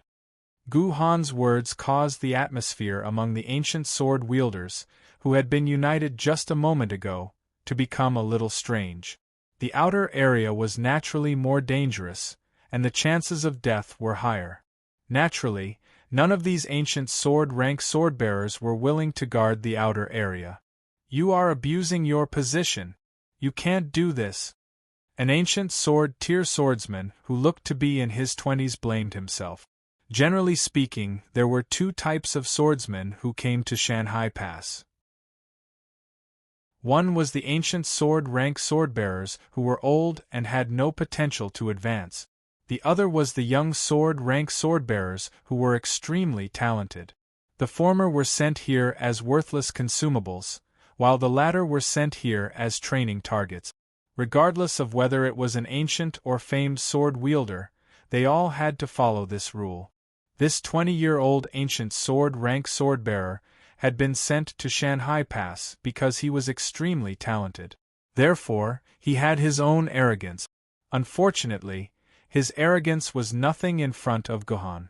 Gohan did not believe that there was anyone more talented than him in this world. You need proof to speak.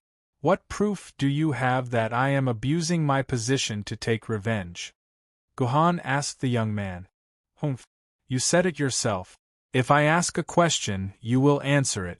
Otherwise, I will move him to the outermost area to guard. If this is not abusing your position to take revenge, what is? The young man said loudly, as if Gohan's words were abominable. Didn't your teacher tell you when you were young that you have to raise your hand first to answer a question? Ling Qingqiu's words caused the young man's face to turn red. I am your superior. It is natural for me to ask and you to answer. It is also natural for you to maintain the necessary respect for me. This is a rule that must be obeyed everywhere. Am I not your superior? The rest of the ancient sword-rank sword-bearers immediately lowered their heads and dared not say another word. Otherwise, they would be labeled by Gohan as the classic example of disrespecting one's superior. I hereby announce that from now on, you are responsible for guarding Shit Planet's Sector 1. You are not allowed to leave New Sector 1 without my order. When he heard that Gohan had assigned him to Sector 1, the young man immediately became listless. Sector 1 was the outermost sector of Shit Planet. If the Wu people really launched an attack, then Sector 1 would definitely be the first sector that the Shi Sing garrison would take a beating. Seeing that this unlucky bastard had decided his tragic fate with a single sentence, the other ancient sword-rank sword-bearers dared not say a word. I know what you want to say. I also admit that it is very inappropriate for me to ignore you for more than 30 days. However, Shanghai Pass has never had a rule that a superior must be responsible for receiving and guiding newcomers. So remember, if you have any ideas, please write me a written report or send me an email. If anyone dares to gather in front of my door and make a ruckus again, I will have him take that unlucky bastard's place. Finally, I heard that you want to ask for benefits from me.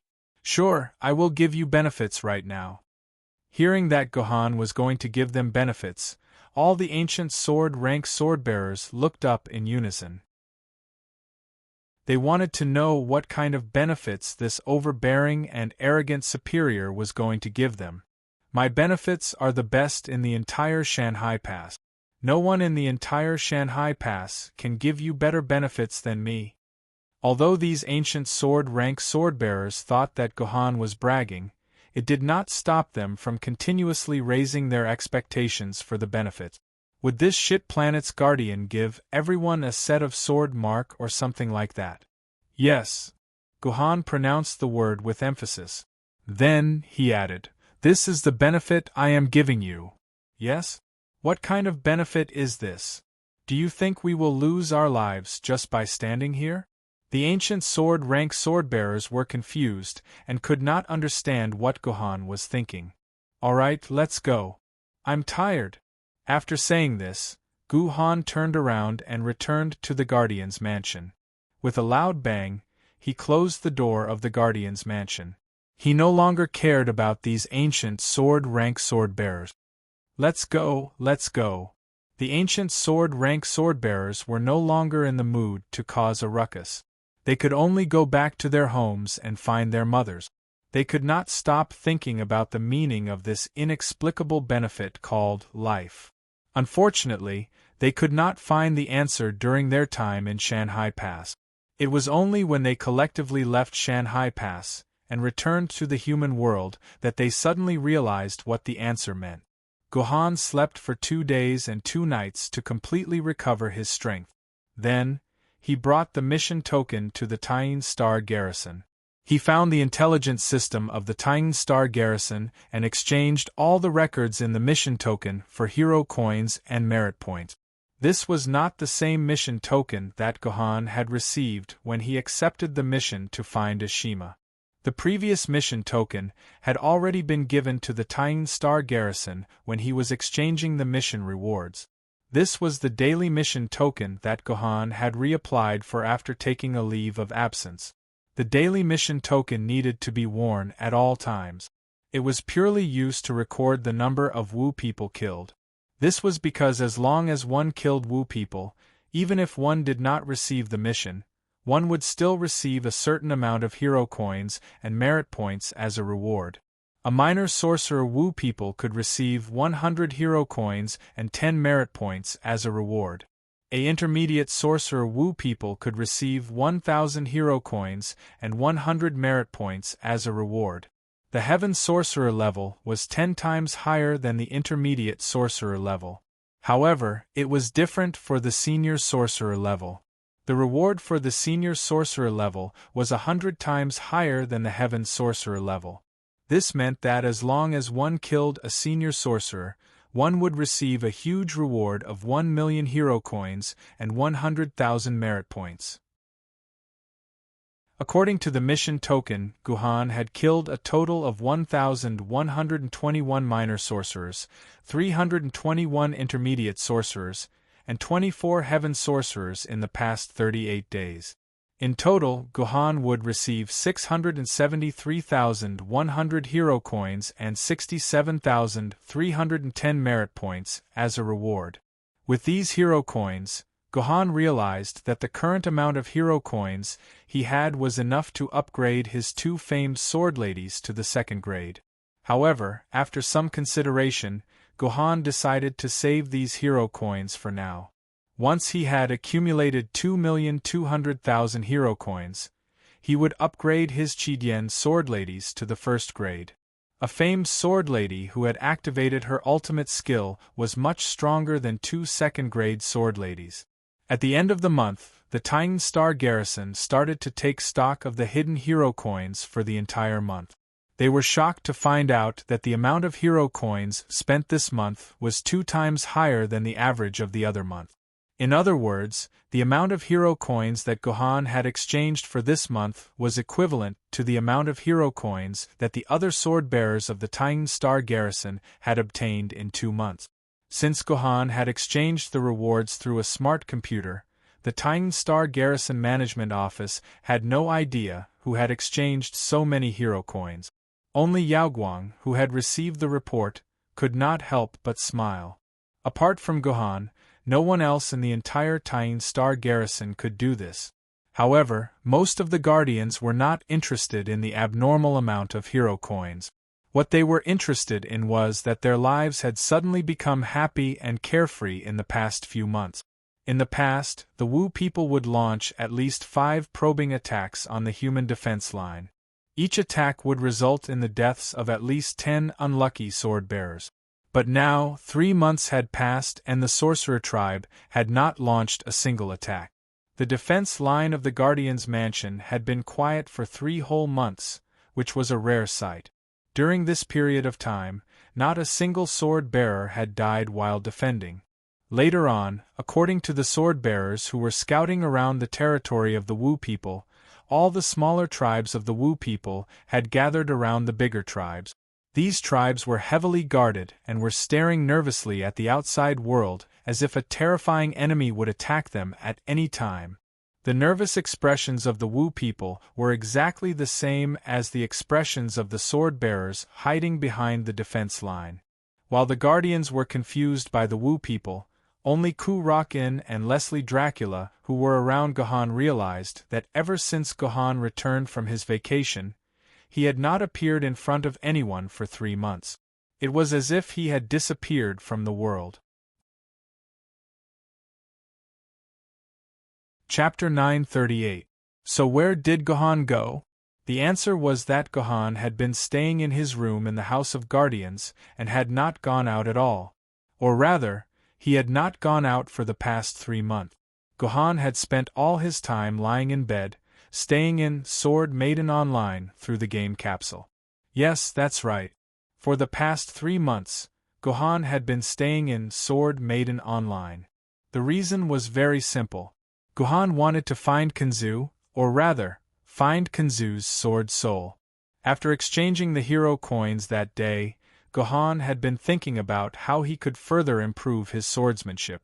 There was a limit to how much he could improve his swordsmanship by fighting against the Sorcerer tribe. In the end, the sorcerer tribe members at the level of Heaven Sorcerer Tribe had no effect on Guhan. Perhaps he could only gain something from fighting the sorcerer tribe members at the level of Great Sorcerer Tribe.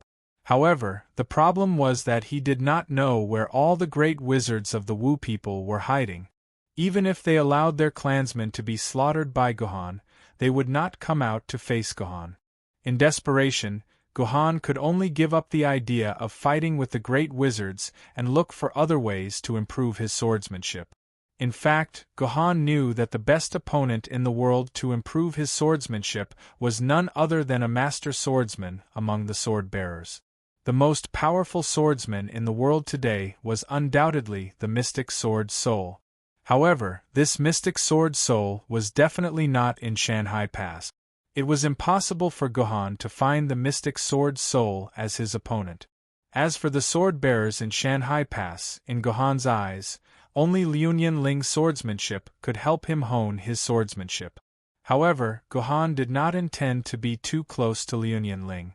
This was because Guhan knew that with the Black Tortoise incident, Guhan would sooner or later kill his way to the Liuyan clan and have a huge battle with them. He would force the Liuyan clan to release all the sword soul marks of Kanzu that they had kept. Then, Guhan and Kanzu would have a battle that transcended time and space. Only by killing Kanzu's sword soul with his own hands could Guhan be able to erase the hatred in his heart for the Black Tortoise that had been brought to the past by Kanzu. He couldn't count on the sword-bearers within Shanghai Pass, but Guhan couldn't get out of Shanghai Pass either. Therefore, there was only one way for Guhan to find a strong opponent, and that was Sword Maiden Online. That's right, Guhan only had one purpose for staying in Sword Maiden Online for the past 3 months, and that was to further hone and improve his swordsmanship with the help of all kinds of opponents in Sword Maiden Online to perfect his Chaos Sword art. At the beginning, Guhan suggested to Tomono Kakashi that Tomono Kakashi create a small instance dungeon for him. Then, there would be some powerful opponents in the instance dungeon for Guhan to train himself. To this, Masato Tomono didn't say anything else and gave a clear refusal. No matter how small the instance dungeon was, as long as it exceeded the rules of Sword Maiden Online and created a separate instance dungeon, Tomono Kakashi's actions would be immediately discovered by the scientists who were monitoring her. Then, she would be punished severely. This was a risk that Tomono Kakashi was absolutely unwilling to take. After hearing Tomono Kakashi's reason, Guhan did not force the other party. It did not matter even if he did not have Tomono Kakashi's help. Guhan could find his own opponent. As a result, the games were suddenly thrown into chaos. Military Governor, who had disappeared for a month, once again appeared in front of all the players. However, this time, Military Governor did not appear in front of the players as a powerful instance dungeon finisher. Instead, he appeared as a crazy challenger. Military Governor first appeared on a sunny afternoon. The Spirit Sword level swordbearer, Ouyang-ji, had just left the instance dungeon clearance center and was about to return to his sword tomb when a player suddenly stood in front of him. "You are Ouyang-ji?" This player was wearing a tall hat that completely covered his face. Therefore, Ouyang-ji could not see the other party's appearance clearly. He just felt that the other party was a little familiar. "I am Ouyang-ji. What business do you have with me?" Ouyang-ji nodded arrogantly. As a rare spirit sword level sword-bearer in the game, Ouyang-ji indeed had a reason to be arrogant. "Is Lady Phaseless Divine Sword your sword, lady?" The player who deliberately covered his face asked again. "Humph. All the players on the forum know that my sword lady is the famous Lady Phaseless Divine Sword. Why do you have to ask a question you already know the answer to? What is your purpose?" Ouyang-ji was a little unhappy. "Spar with me," the player said calmly. "Spar?" Ouyang-ji rolled his eyes. "Sorry, I have no interest in sparring with a nobody. Wait until you become as famous as me." After saying that, Ouyang-ji prepared to leave this inexplicable player. "Wait!" This person reached out to stop Ouyang and then showed his shiny golden name. F***CK. Lord Military Governor. Ouyang was so scared that he fell to the ground.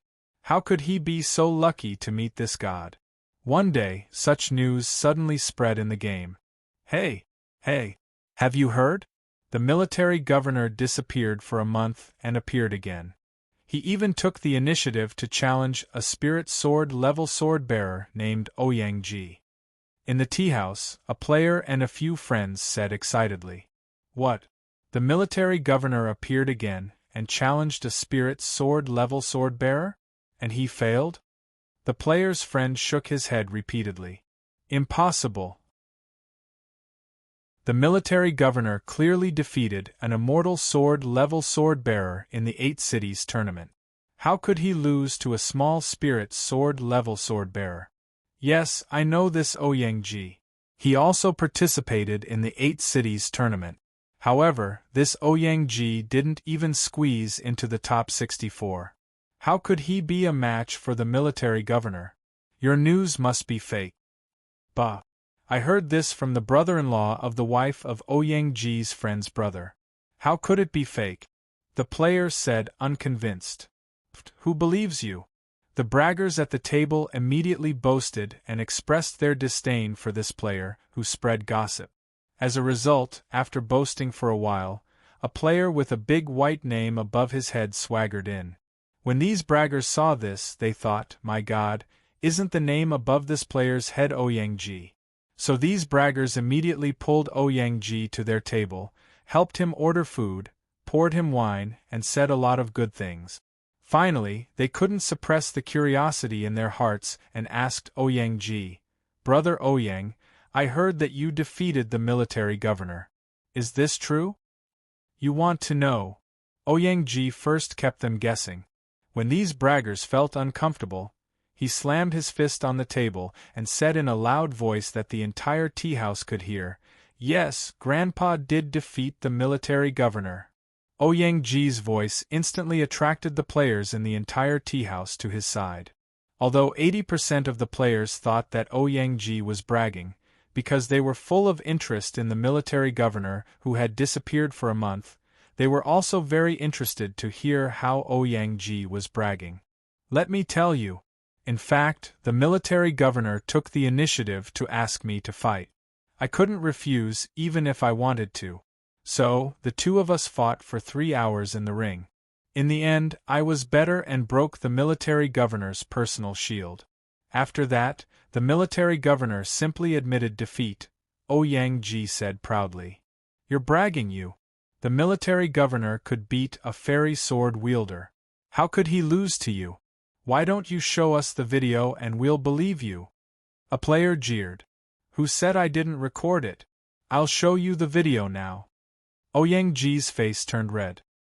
He immediately took out his personal terminal. After a few clicks, a video was projected in the air. Everyone quickly turned their attention to the video. Ouyang really did not lie. The person standing opposite him was really the player who had the golden King of Yuzgo stomping the sword instance dungeons number 1 and surrendered, the military governor. Everyone looked at the playback time of the video. It was actually 185 minutes long. Therefore, for the next 3 hours, everyone was immersed in this video. At the end, when the military governor's personal shield was broken by the phaseless sword and he admitted defeat, everyone came to their senses. "Oh my God! The military governor actually lost." A player covered his mouth in disbelief. "But why do I feel that this video is so weird? The military governor fought so awkwardly. He didn't have the golden heaven and earth strength that he showed in the 8 cities conference at all. It feels like, another player said with a weird expression. "It feels like a normal person, right?" A player with a face full of beard, who looked very experienced, answered the previous player's question. "Didn't you guys notice? This military governor didn't use any skills from the beginning to the end. Moreover, the surface of his sword lady didn't have any flowing light covering it. This can only mean one thing. The military governor didn't use sword element during the battle. Are you kidding? Which sword wielder doesn't use sword element during a battle? A player did not believe the bearded player's words at all. That's right, that's right. A sword wielder who doesn't use sword element is only physically stronger than a normal person. Other than that, he's exactly the same as a normal person. Let's not talk about the military governor, who is a famed sword level. Even an emperor sword level sword wielder would lose to a spiritual sword level sword lady if he didn't use sword element. Another player continued to say, I don't *king understand this, but the truth is that this military governor really didn't use any sword element.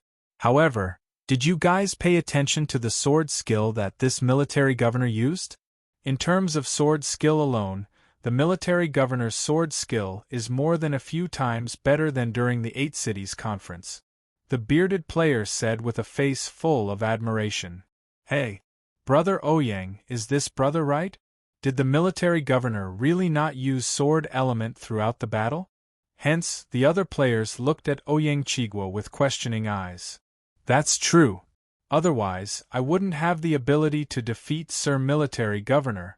Ouyang Chigua smiled awkwardly, but he admitted it straightforwardly. When the onlookers were about to interrogate Ouyang Chigua about the specific situation, Ouyang Chigua's personal terminal suddenly notified him that a text message had been sent. Ouyang Chigua opened the text message and immediately jumped up from his seat. He cupped his fists at the onlookers around him. I'm sorry. Sir Military Governor said that he wants to fight with me again, so I'm going now. After saying that, Ouyang Chigua left the tea house quickly, leaving the onlookers dumbfounded. You're tuning in to the Phoenix Knights YouTube channel. Don't forget to subscribe and join us on this journey to catch the most captivating stories.